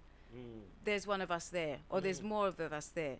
You know, there's a glass ceiling where we can't go any higher, but we're in every profession. So if everybody in every different profession came out and taught another one to come up underneath them, then we wouldn't have to be working for them. We could be working for ourselves in our own industries. But you know, Aunty Jean, I'm glad you mentioned that, because I was reading with a sister. She's works for the local authority and etc. You know, she's in some position. So, no, my reason was see where her mind is, right? And I said, listen, right? You need to understand this thing, because at the end of the day, everybody is working for themselves, doing things for themselves, except for us. And what we should be, I'm not saying you should be doing what you're doing, right?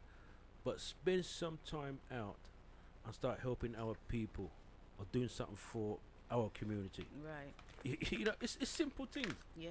You know, it's not rocket science. Everybody does it. Everybody does it. You know? A lot of people say that when they start doing for self and they want to support their own, they're called racist. You know, you're putting your own race first and you're called a racist. See you know, and they don't really know the true meaning of racist, because to be a racist you have to have power over another race. Over another race. You know, but we can't be racist over anybody. We can be prejudiced of our own. You know, you can be prejudiced, but we haven't got the power to do anything. You know, they've got the power to stop you from working. They've got the power to stop anything. You know, but calling us a racist because you're putting your own race first is ridiculous, because that's what they do all the time. All the time, and that's the key. You know, I'm not trying to fight against other race of people and so. You know, because I'm bigger than that. You know, it's not about that, right? It's about looking about ourselves, right? We need to be looking about ourselves, you know, and spend some time. So, for example, if you're in the system and you understand things like, say, for example, like housing, right? Yeah, the housing system work and so on. So, what I'm saying, at least once a month or once every 2 weeks, spend 2 hours just to share the information with other people. Yeah. You know, There's two good platforms here. Yeah. You see? You've got Dougie's platform and you've got Aunty Jean's African Culture Market platform. Yeah. You know, Yeah. it's a start. You know, so share that information with people then. You know, so we could benefit from it. You know, because reason why we can't move forward, what is it? Lack of what? Lack of information. Loads like lack of information. We just don't know. Because I'm beginning to understand certain things, and I said, I didn't know this. But when this brother was breaking things down to me the other day, I said, wow, it was frightening. It was frightening, you know. In fact, I was talking to a brother the other day, right? And he a big man still, right? Right? A big man, must be in his 60s, right? I was playing football with that man there in the early days, right? So the big man, and he's got a problem with his like now. I think he's got arthritis, got something with his knees, right? And he went to see these people then, right? So at some get some there's a name to call it, some benefit, disabled benefit. I don't know, name to call it anyway, right? Disability benefit. Yeah, is it? right. He said that when he walking, he was, you know, he had a crutches, right? He walking there. Someone goes to him, look here. Walk and drop on the floor. Oh wow. You have to be extra. The horse, you can't just walk in there. Because they say you're fit. Yeah, they say you're fit. You have to walk and drop on the floor. Oh my God. So that's the lengths you got to go to. Even though you're sick, you got to make it look as though you're worse than what you are. He said, what? He said, you have to drop on the floor and crawl. Wow. I make her say you can't walk. For them take notes of you looking. Wow. No, they don't respond them kind of thing there again. Everything change up. You know, you better know. You know. And, you know, so I'm going to get someone, right, to come in here and to explain certain things. You know, so people are wise up to what's happening now. You know, but as Aunty Jean says, and I'm saying as well, yeah, it's about doing things for yourself. You know, think of something where you can do, where you can make money from, right? Yeah, I start work on it. You got to build up your skills, or I mean, or even if you don't have any skills but you have a hobby, you got something that you like doing. You know, sometimes the things that you love doing can turn into an income. So you might be like to make cakes. It could be simple things, you know. So you can sew for people. You know how much people want some African garments? That's right. You know, and they can't find somebody to do a little something, and you might think, oh, I can only just seam and I can only just, you know, do a hem, but that might be just enough for somebody. You know, so put your skills out there. Right. You know, make use of your skills. No matter how simple you think your skills are, it's big to other people who can't do it. So Aunty Jean, so that's the 28th. So what's going to be there? Going to be artists there performing? And yes, well, I had in mind to do as a concert. So basically, the fundraiser is going to be in a concert style, family concert style, because a lot of the times I believe, I may be wrong, the fundraisers kind of exclude children. Okay. You know, because you have the dinner and dances, you have the dances, you have the, you know, the other sort of things that goes on. But so I was sort of thinking, well, include the children, keep it as a family affair. So it's going to be a family concert with some artists, some singers, musicians, spoken word, poets, storytellers. We've even got a caricature artist that's going to be there, and he's going to be doing a portrait of Marcus Garvey, which we're going to auction, because we're also going to have an auction there also. We've got confirmed artists is the one and only Joy Mack. Oh, she's back, yeah? Yep, Okay, yep. fantastic. She's going to be doing her bit. And she was brilliant at the African Culture Market. I think it was 2 weeks ago. Yeah, and also Lorna Marshall. Lorna Marshall's going to be gracing our showcase platform. What's she do? She's an artist as well? Yeah, Lovers Rock. I think Lovers Rock she yeah, sings. Yes, Lorna Marshall. Okay. Yeah, and also a sister, one of our locals, Jessica Zevolana. She's once you know, just a couple of records that she sang before that you know that it's kind of really popular. But she hasn't gone anywhere. She's still here. She's still making music, and actually she's going uni at the moment. But not this very moment. She's in Gambia, so she's due to come back this week. This week come in just in time to do her own performance at the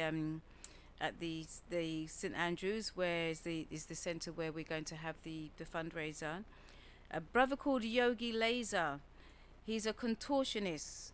This man, he was at our last year's fundraiser. I don't know if you was there in time to see him.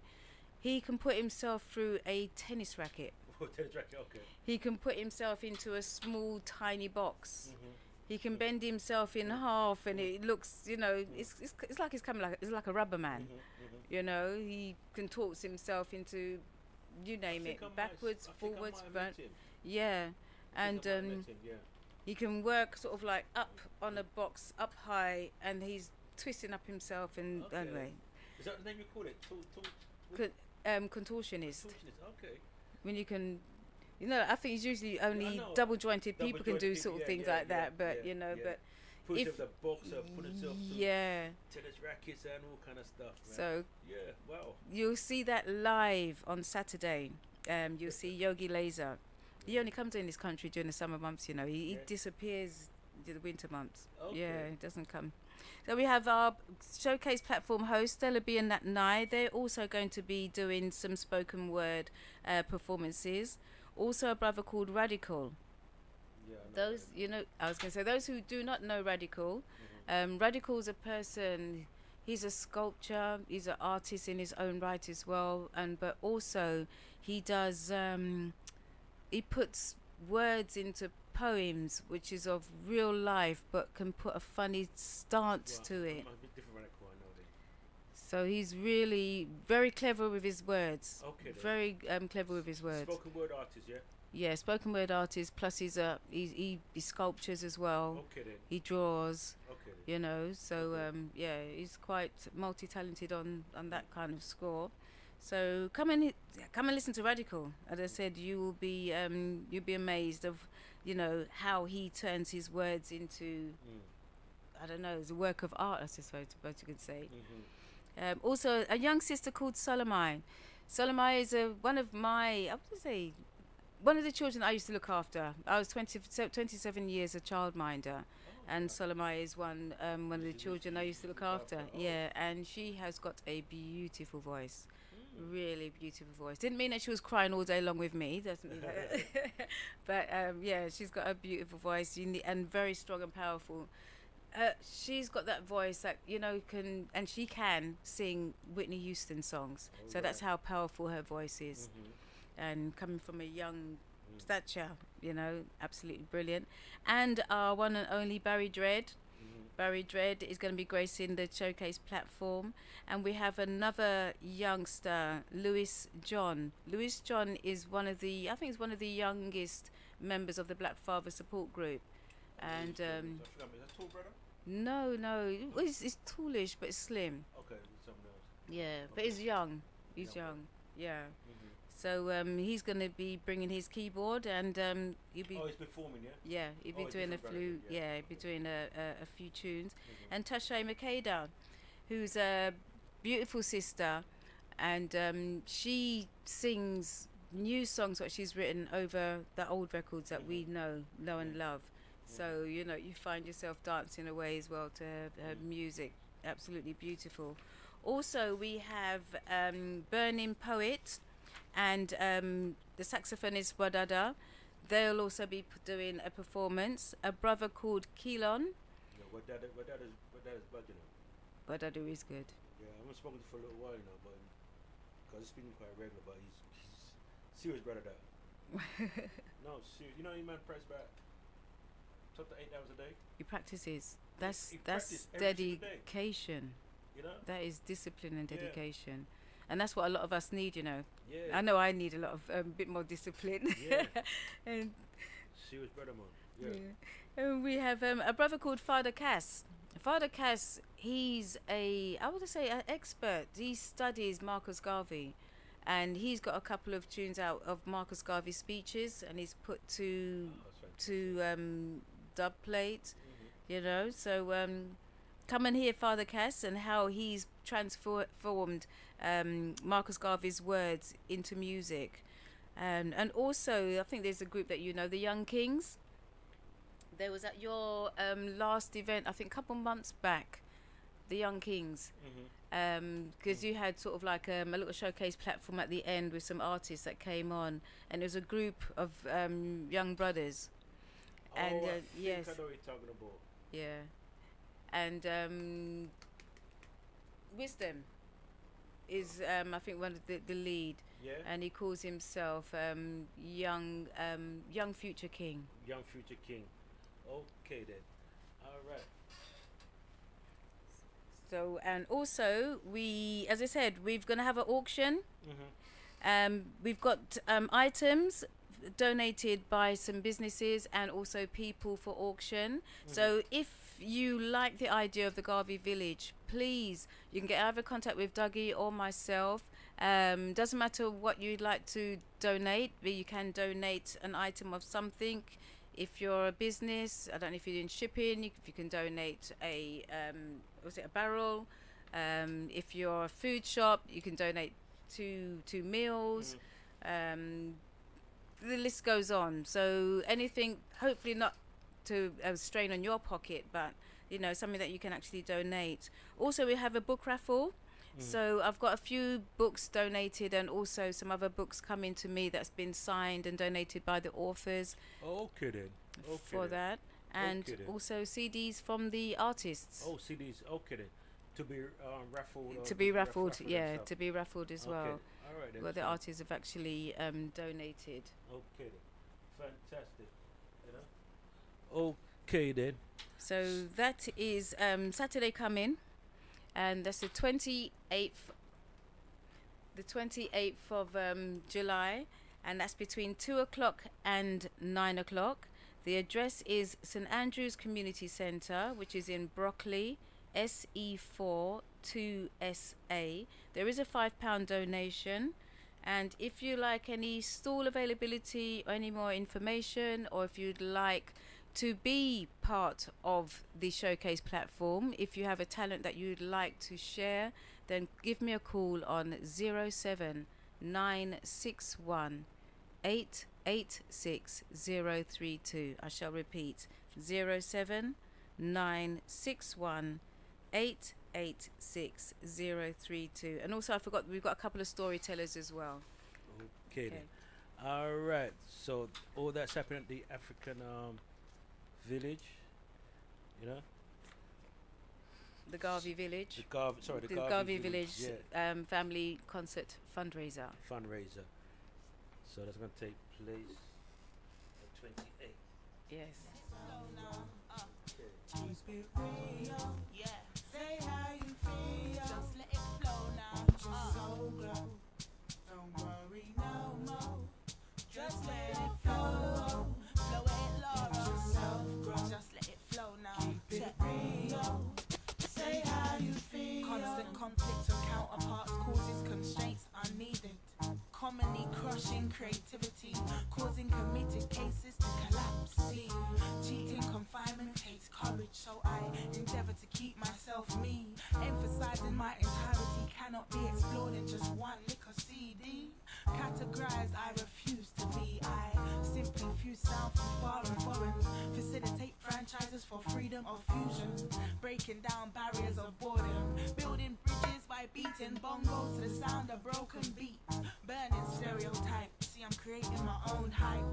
Creating my own hype. Music's my main. Streaming through my veins to create palpitations of productivity. Got my heart beating forcefully. A lady not of this world but born in South London. Repping hard for all Brixtonians and African, Jamaican, Chinese, Irish, Australian. My cultures don't clash but work in cohesion. But work in cohesion, bro. Just let it flow now. Say how you feel. Let your soul glow. Don't worry no more. Just let it flow. Let yourself grow. Keep it real.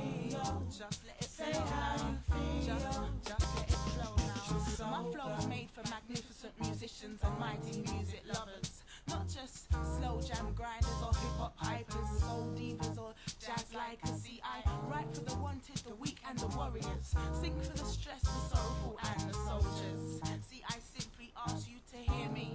Open your ears, eradicate your fears. Soak your pores in my musical tears. Feel me as I let myself go. May the Lord speak through me as I just let it flow now. As I just let it flow now. Say how you feel. Let your soul glow. Don't worry no more. Just let it flow. Let yourself grow. Keep it real. Say how you feel. Let your soul glow. Flow it, Laura, no more. Scratch professor, up with scratch production. Just let it flow now. Say, just let it flow now.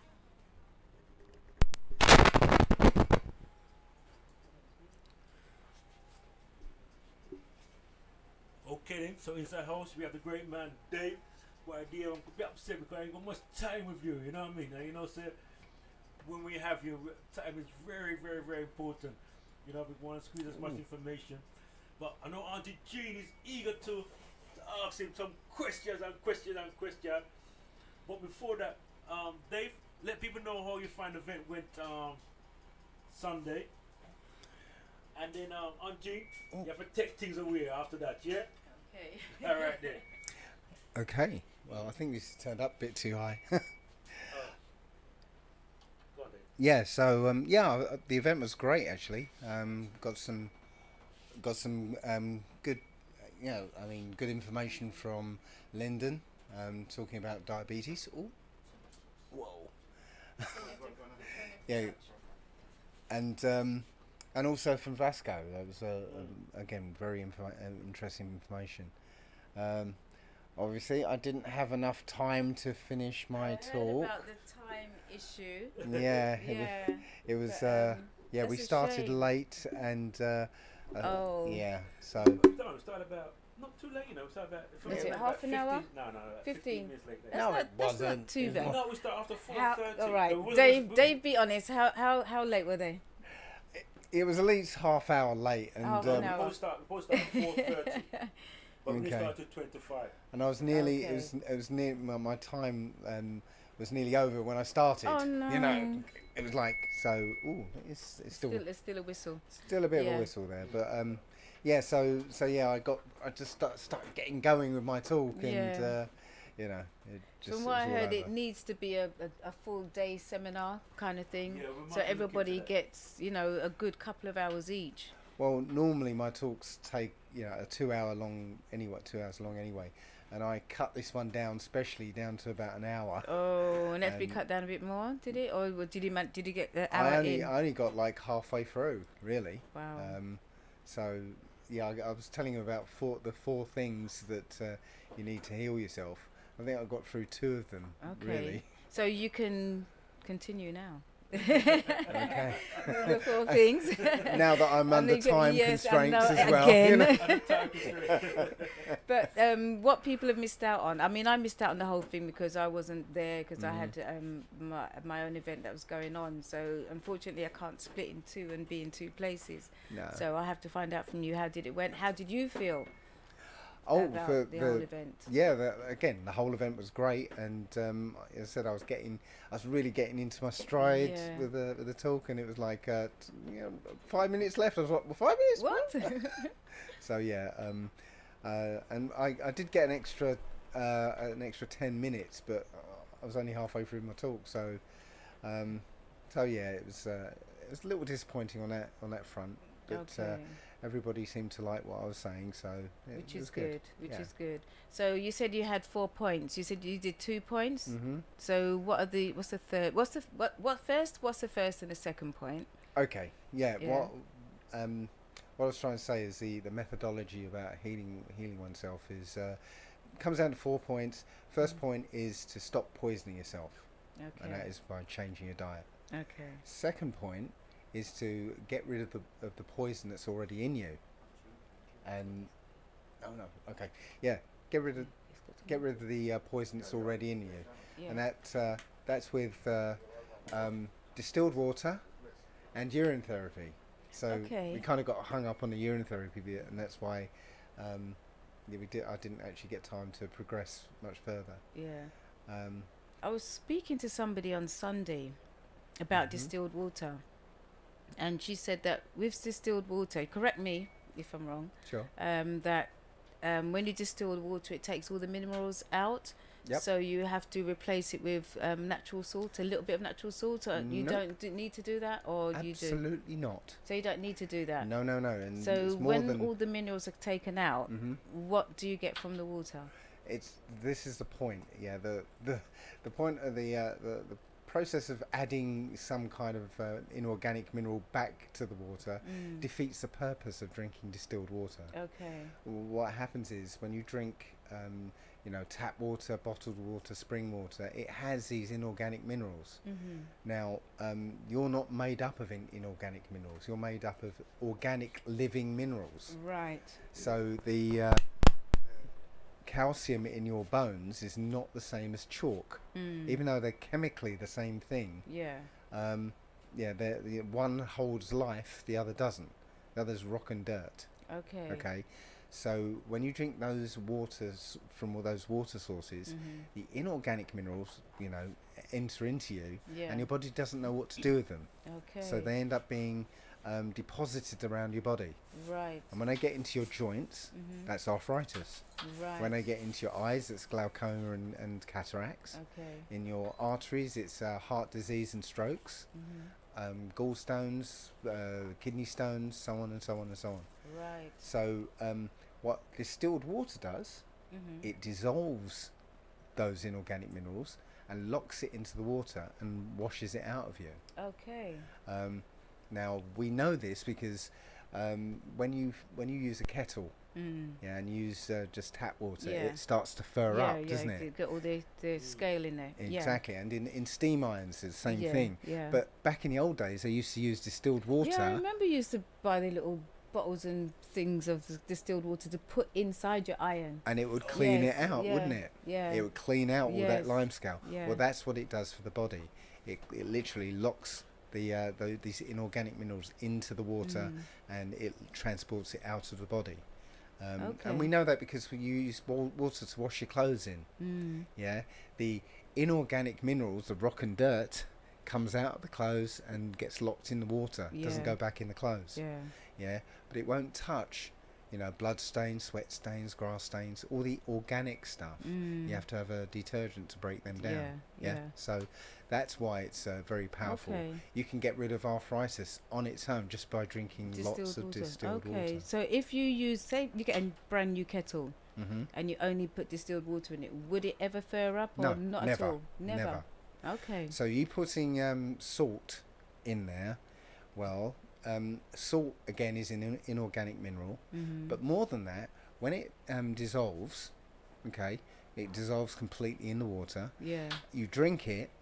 It's as it gets into tissues where it dries out, it actually reforms. It recrystallizes in these sharp crystalline forms that irritate the body. Yeah, so that's not, we're not just talking about table salt. We're talking about like the natural salts, Any like the salts. Himalayan salt, the sea Any salt. salts. Yeah. Yeah, when it recrystallizes in these jagged forms. Yeah, I know, because I went to the seaside, I think 2 years ago, and I collected some sea salt water in a bottle, and I forgot about it. I left it it was in a corner. I left it, forgot about it, and I think it's about a year later I went back, and it was only salt that was actually left in the bottle. Yeah. The water's evaporated. All the water evaporated out of the bottle, and it's just left the salt, and it was just the salt from the sea. And again, that's if you looked at it under a microscope, you'd see these jagged star-shaped things that basically irritate the body. Okay. And then your body actually draws water from the rest of the body to try and wash it away, to heal it, to get rid of it. So that's why you get dehydrated. When you drink, have lots of salty things, you get dehydrated because the body's trying to wash that stuff out of you. Okay, all right. Because when she was telling me about, you know, he takes everything out of it, and she said, Mhm. well, you're just left with like the water. So I Yes. thought, like, what's wrong with that? So she said, well, your body's not getting nothing from it. But as you're saying, your body doesn't need it. Your body just needs the fluid, really. Right. Yes, because clear you know, distilled water. Another word for distilled is pure. Okay. So anybody saying that you can't drink pure water without putting a little dirt in it is yeah. So you know. All right, so that's cleared that part up for me. So that Mhm. makes that clear for me. So I'm still going to be talking to you after about what is the best distilled machine to get for the home. I've been looking at some, but as I said, it ranges from, I think, from 55 right Mhm. up to 1,000 Right. pounds, So if not more. the You know, best- just yeah. The best one to get, I got one called the Mega Home, which is costs about 200 quid. Right. Yeah. But my mum went out and got one that was for 50 or 60 quid. Yeah, and I that's thought, the one I saw. Yeah. Yeah, and I thought, she just been done again, you know. Yeah, yeah. She's got one that's going to break after 5 minutes. But it turns out that this one is quieter. Oh, then your one. Faster. Okay. Uses up less electricity. Oh. And is only 50 quid. So, you know what? I'd say if you can find that one, get it. Yeah. It's- Also, before to cut you, there's plastic bottles and there's glass bottles. I Right. prefer to go for a glass bottle, Yes. but there is, as I said, the cheaper end, they've got the plastic bottles. Mhm. But would That's you the only thing. say that? Can you get your own Yes, jar or th- something? That's to what I was going. replace? I was going to say. You just Okay. reminded me. Okay. Yeah, that plastic bottle is nasty. You know, Yeah. dump that one for 50 quid. You can, you know, you get Get a- that one and get a nice glass jug. Okay. As long as it holds, you know, a gallon. Okay. So it doesn't overflow when Yeah, it finishes. yeah. But yeah, you can get a nice glass jug. Okay. Well, that's good. Yeah, because I'm going to say we can get, because I was looking at as I said, the cheaper end ones, Mhm. and all of them carry the plastic bottle, Yeah. or the plastic jug. Mhm. And I thought, nah, because you've got the enzymes and what have you that's drawn from the plastic that will go into the water. We've got things like BPA, bisphenol A, which is an artificial hormone that for some strange reason Artificial they put. hormone? Yeah, bisphenol A, Right. BPA. It's an artificial hormone that for some strange reason, you can't see me doing air quotes here, yeah. some strange reason they put into every plastic, even though it doesn't have any No use. use for that plastic. But what happens to the body when it gets into the body? Well, though? it basically feminizes men. That's why they put it there. And literally, especially if that bottled water, and so obviously all the bottled water is in these plastic Yes, bottles. yeah. If that bottled water gets hot, yeah, the plastic starts to leach into the water. Yeah. And the proportion of bisphenol A is very high then. So yeah, if you can avoid using anything in plastic, which is almost impossible these days. Yeah, because everything's in plastic. But Everything's in plastic, and every plastic item has got BPA in it. Okay, so that's also a warning for all those who, because I used to have a bottle of water in the car. Mm-hmm. Do not leave, especially a plastic bottle of water in the car, because the temperature goes up, goes down, as I said, all the impurities and what have you goes into the water. Yeah. So it's not a good idea to have a plastic bottle of water left in your car.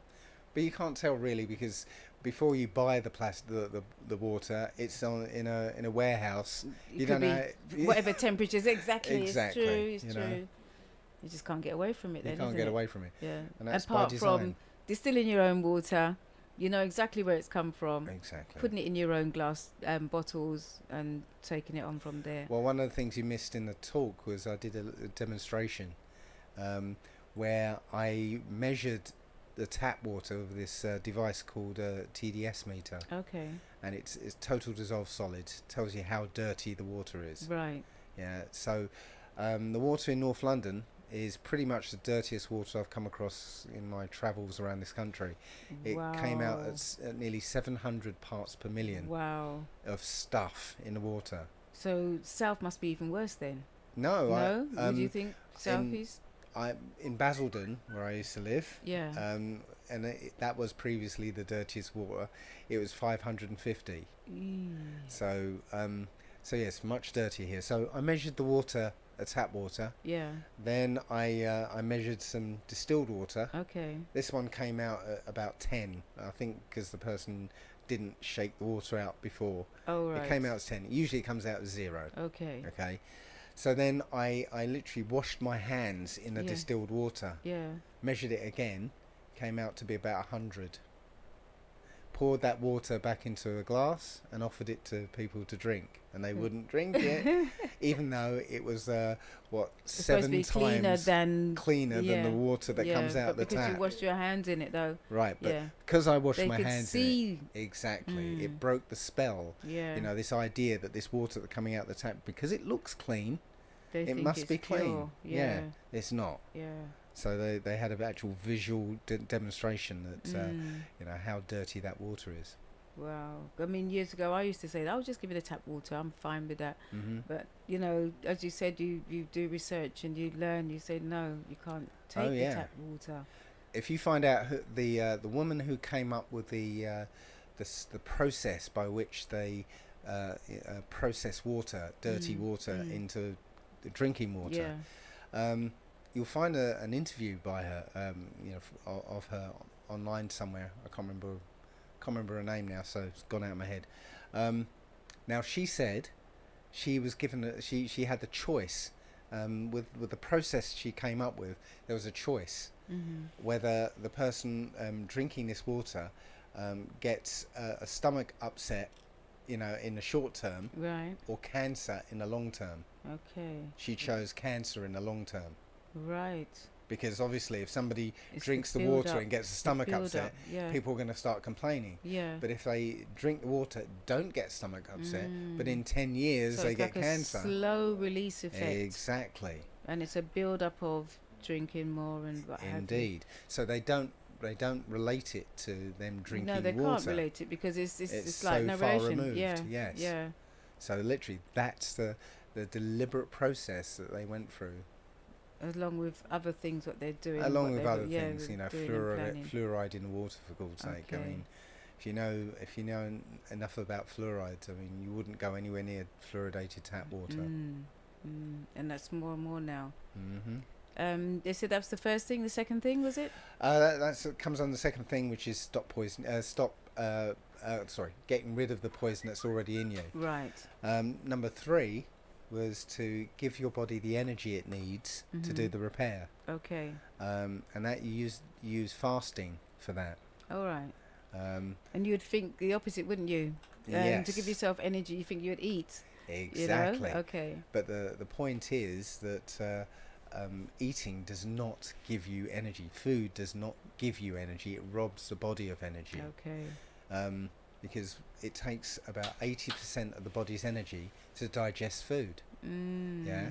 So you know this. You know, if you overeat at Christmas, are you bursting of energy, ready to make exactly? Yeah. You're like in bed, and a settee, going, I can't move. Yeah. Because now you've overeaten, your body's taking 90% of your energy. Wow. And now you haven't even got enough to walk around. Yeah.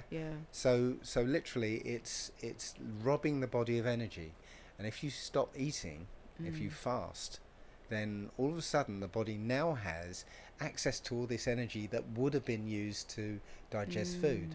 Yeah. So the first thing the body does is start repair work. Okay. Yeah. So, you know, you might, when you start fasting, and this is why people think they're going to die when they stop eating for any length of time, you might get ill or appear to get ill. Yeah. It's what we call a healing crisis. Yeah, the body is getting rid of toxins. Those toxins have to come out somewhere. Okay, and somehow. So those toxins come out once you're fasting? As soon as you start fasting, as I said, the energy is now released. Now the body goes, okay, we can dump some of this rubbish we're holding on to. Okay. So those toxins will come out somewhere.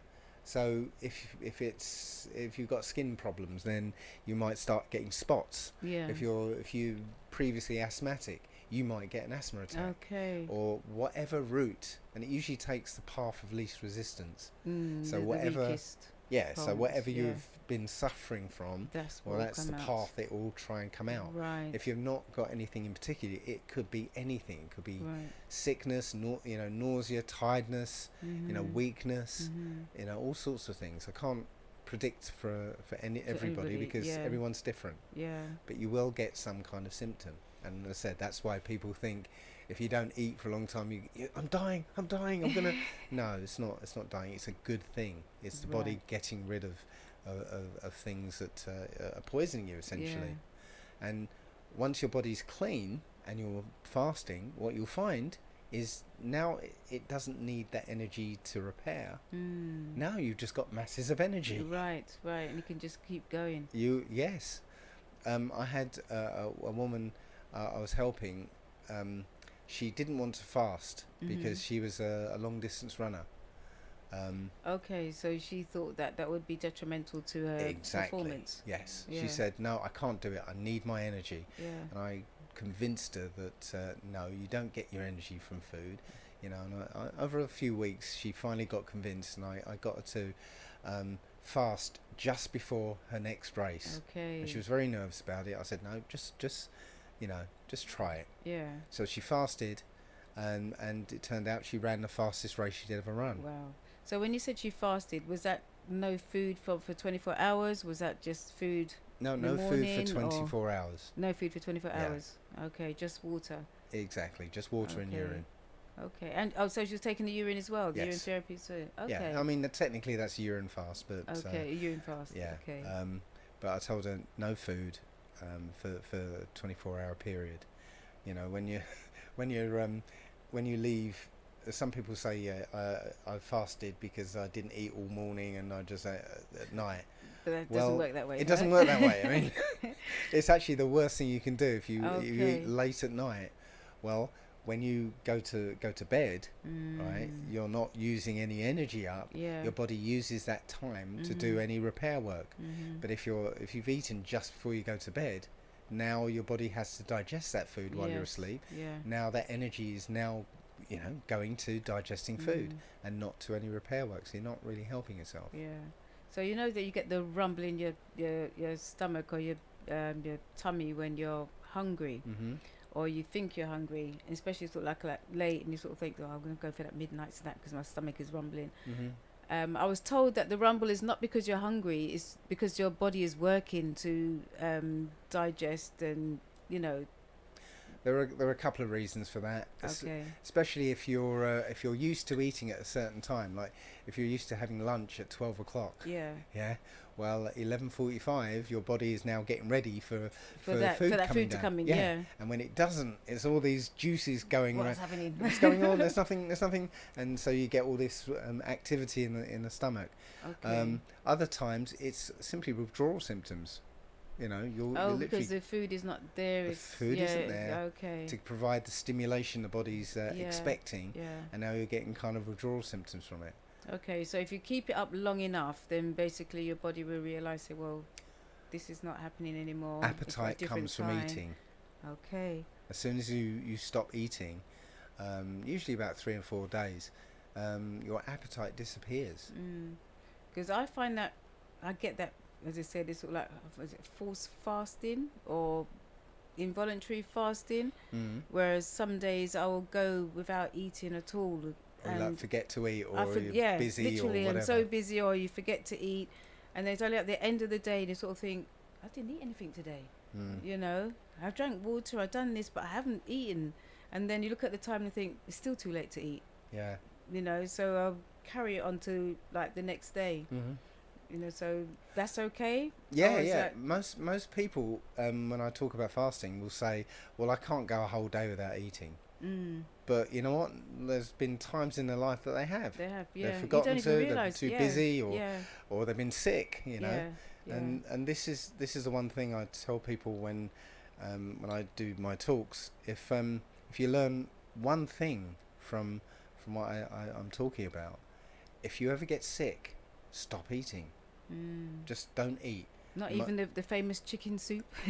That's exactly what that's the first thing that you get shoved underneath your nose. You have to have some chicken soup. That's exactly what you shouldn't be doing. Okay. Yeah? When your instinct Yeah, your intuition says, I don't really want to eat. Yeah, you don't have an appetite, do you? Right, and that's for a reason. That's your body saying, don't put any food down let now. us sort it let out. me get on. Let me use this energy and get on with it. Yeah. But then we get overridden by our conscious mind that's been programmed to say, you got to eat to keep your strength up. Yeah. Yeah. So we override the feeling we get, the intuition we get to say, don't eat.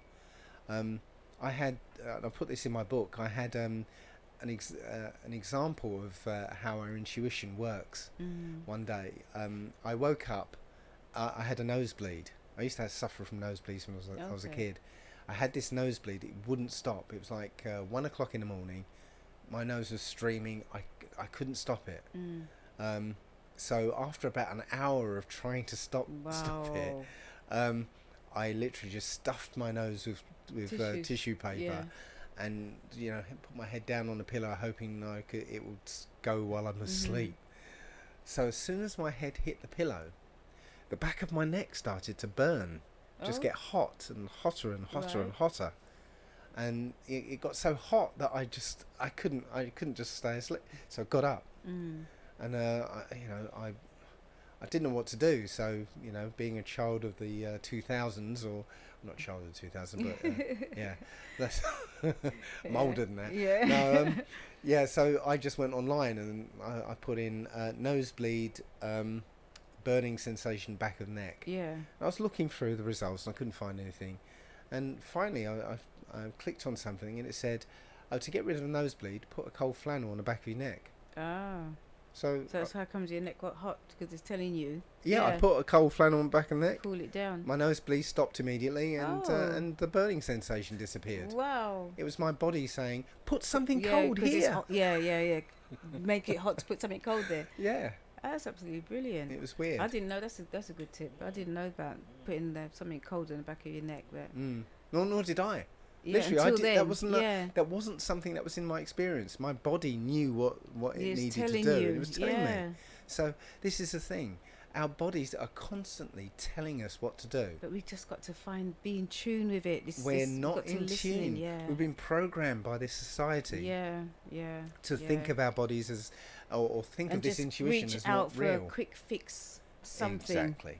And not actually, as you said, listen to what the body's saying, and that doesn't cost anything, does it? I mean, if you was in tune at that time, then you would have said, something, my neck feel hot, then put something cool upon it. You know what I mean? But well, think about it. Your body, nothing to do with your body should cost anything. Yeah, true. We're designed we're not actually designed to be in this anti-human society.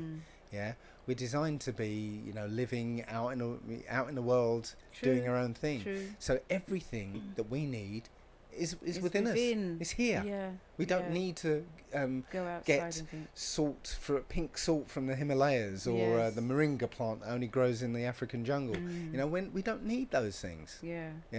Everything we need, is manufactured within us. That is good. That is good to know, because as I said, we are not robots.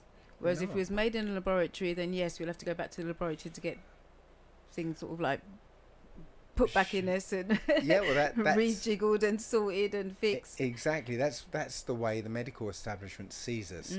We're seen as a machine, like a car. Yeah. Lots and lots of separate parts that wear out and go wrong. But the thing is, with a car, you would repair or replace. In the medical world, they take out.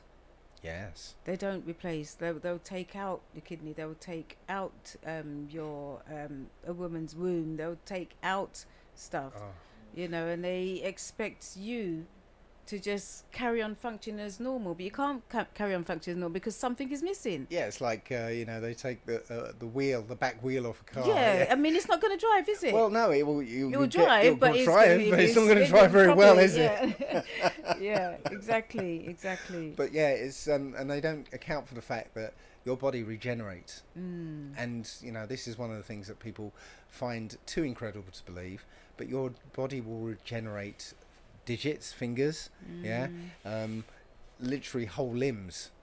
Really? Yes. If you're eating the right foods or if yeah. you stop poisoning yourself, Okay. if you get rid of the poison that's already in you, if you in this case, if limbs and digits and what have you, if you just use a urine soaked bandage or a dressing. Yeah. Say if you cut the part of your finger off accidentally. I don't say everybody should go and cut your finger off to test this, but yeah, if you cut part of your finger off and you literally covered it in a wee soaked bandage and you kept it soaked in urine, okay, it will grow back. Wow. I've seen somebody actually came up to me at a conference, and she didn't come to the conference to be part of the conference. She just wanted to tell me about this. But you have to do that there and then. Do you have to do it there and then? Okay. Yeah. It's not sort of like a old injury that happened years ago. It has to be pretty then. much, because what happens if you were to cut a finger off and go to hospital? What they'll do is they'll pump you full of antibiotics and tetanus shots and maybe painkillers, and then sew it up, cauterize it, all these processes that the body can't fix. Yeah, once you sew up the stump, the body can't heal it now. It turns out that this goes into the the sort of spiritual part now. Okay. Around your body is an energy signature. It's been measured. Even when people have lost limbs, the outline is still there. The energy signature is still there. Because they say people who lost their leg can scratch. They've got and an they itch feel it on their foot, and the foot's gone. Yes. Yeah. Because essentially that energy signature is the template It's for your still body, there. and it's the way you, as a spiritual entity, can interact with this physical thing. Yeah. The energy signature is still there, and so the body has a template to regrow around. Yeah. Now the medical establishment is catching up, because you can buy this product called A-Cell. It's this black powder. Okay. And it's basically harvested from the bladder of a pig or something. And literally this A-Cell will allow you to grow your finger back, or grow muscle, or grow whatever. Yeah. And they say stem cells from a pig's bladder.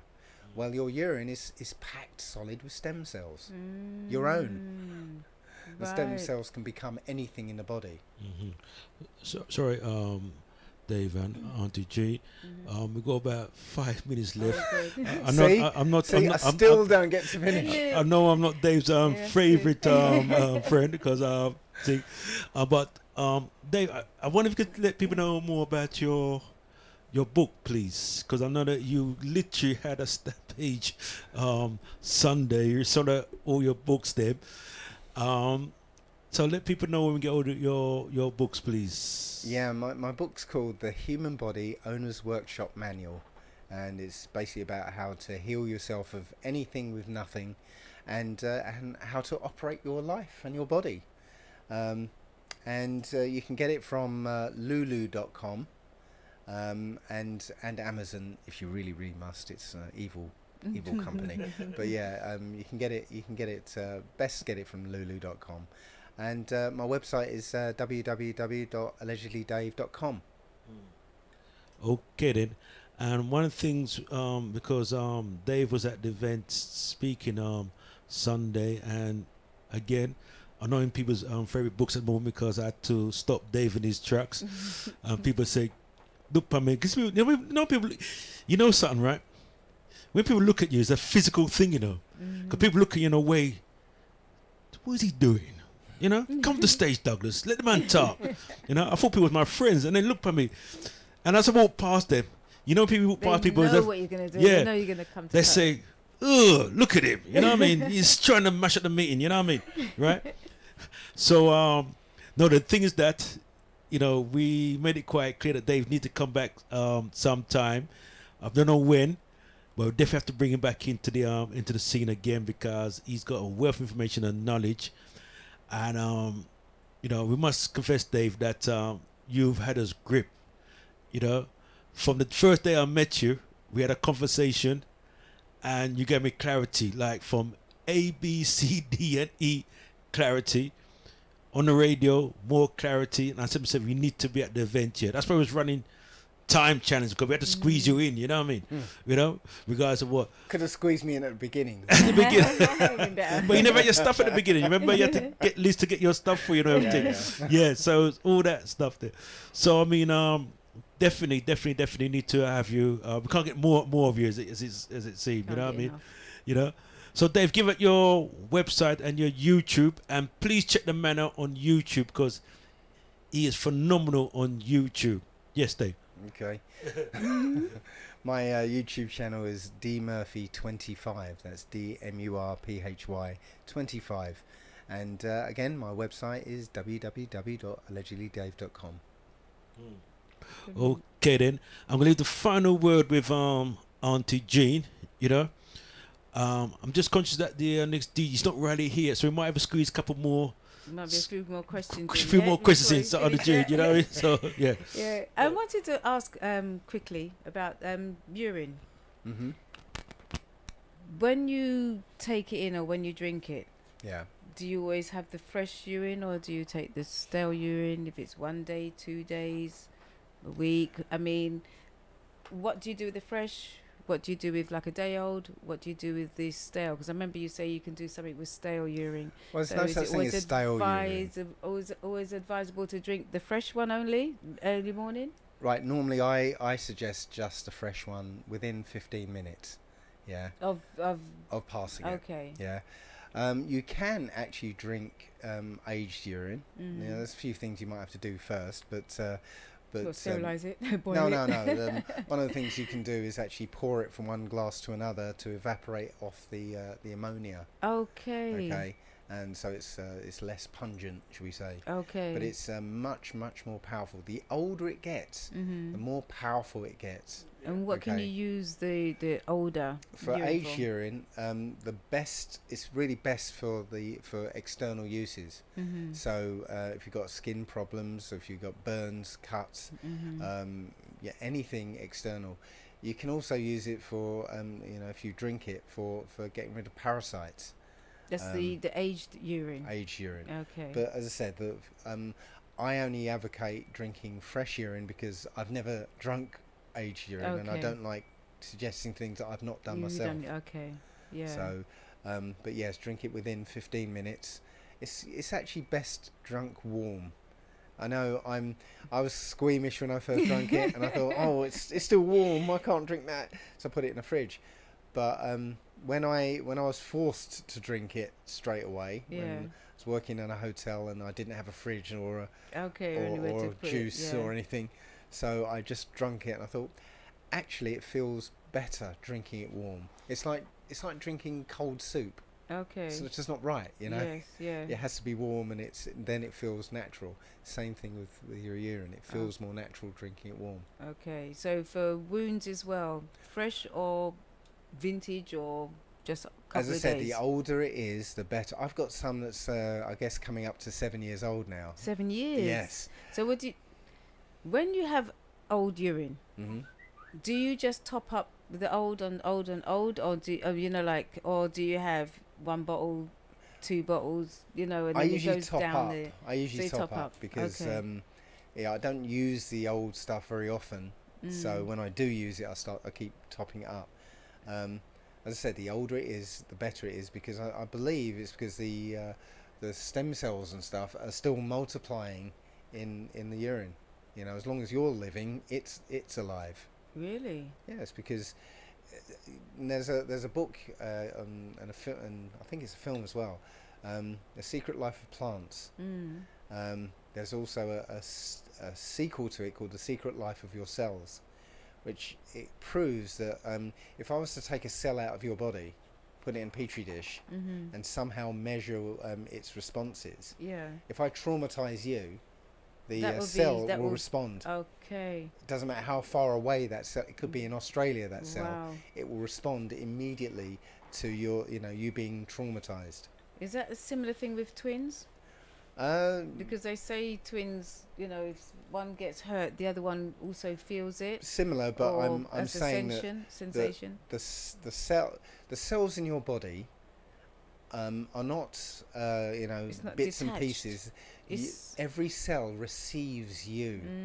Yeah, you aren't being generated inside your head. Yeah, it's all over. Your body is receiving you. There are on each cell there are things called self receptors. Okay. Yeah, and those self receptors are receiving you, which is why if you get a transplant of a heart, say, from somebody else. Yeah. People who get transplants say they start taking on the characteristics of the person they get the organ from. It's because that organ is still receiving that person. Yeah. Even if they're dead, because it's it still reminds receiving me of them. my niece.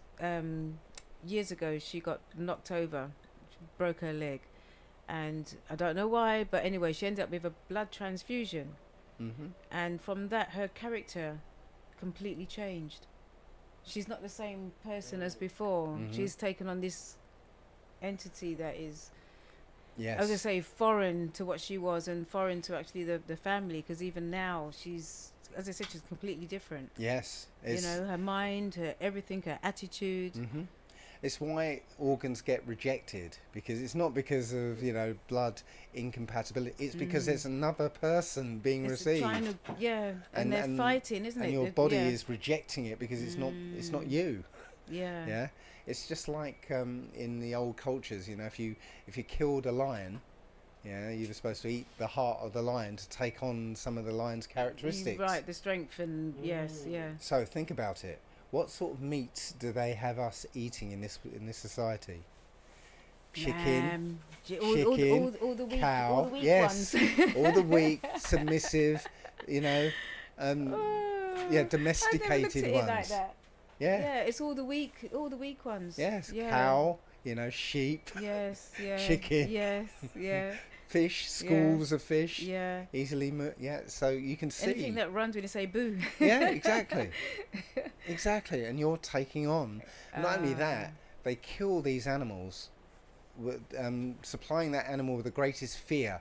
So they kill an animal in front of all the other animals.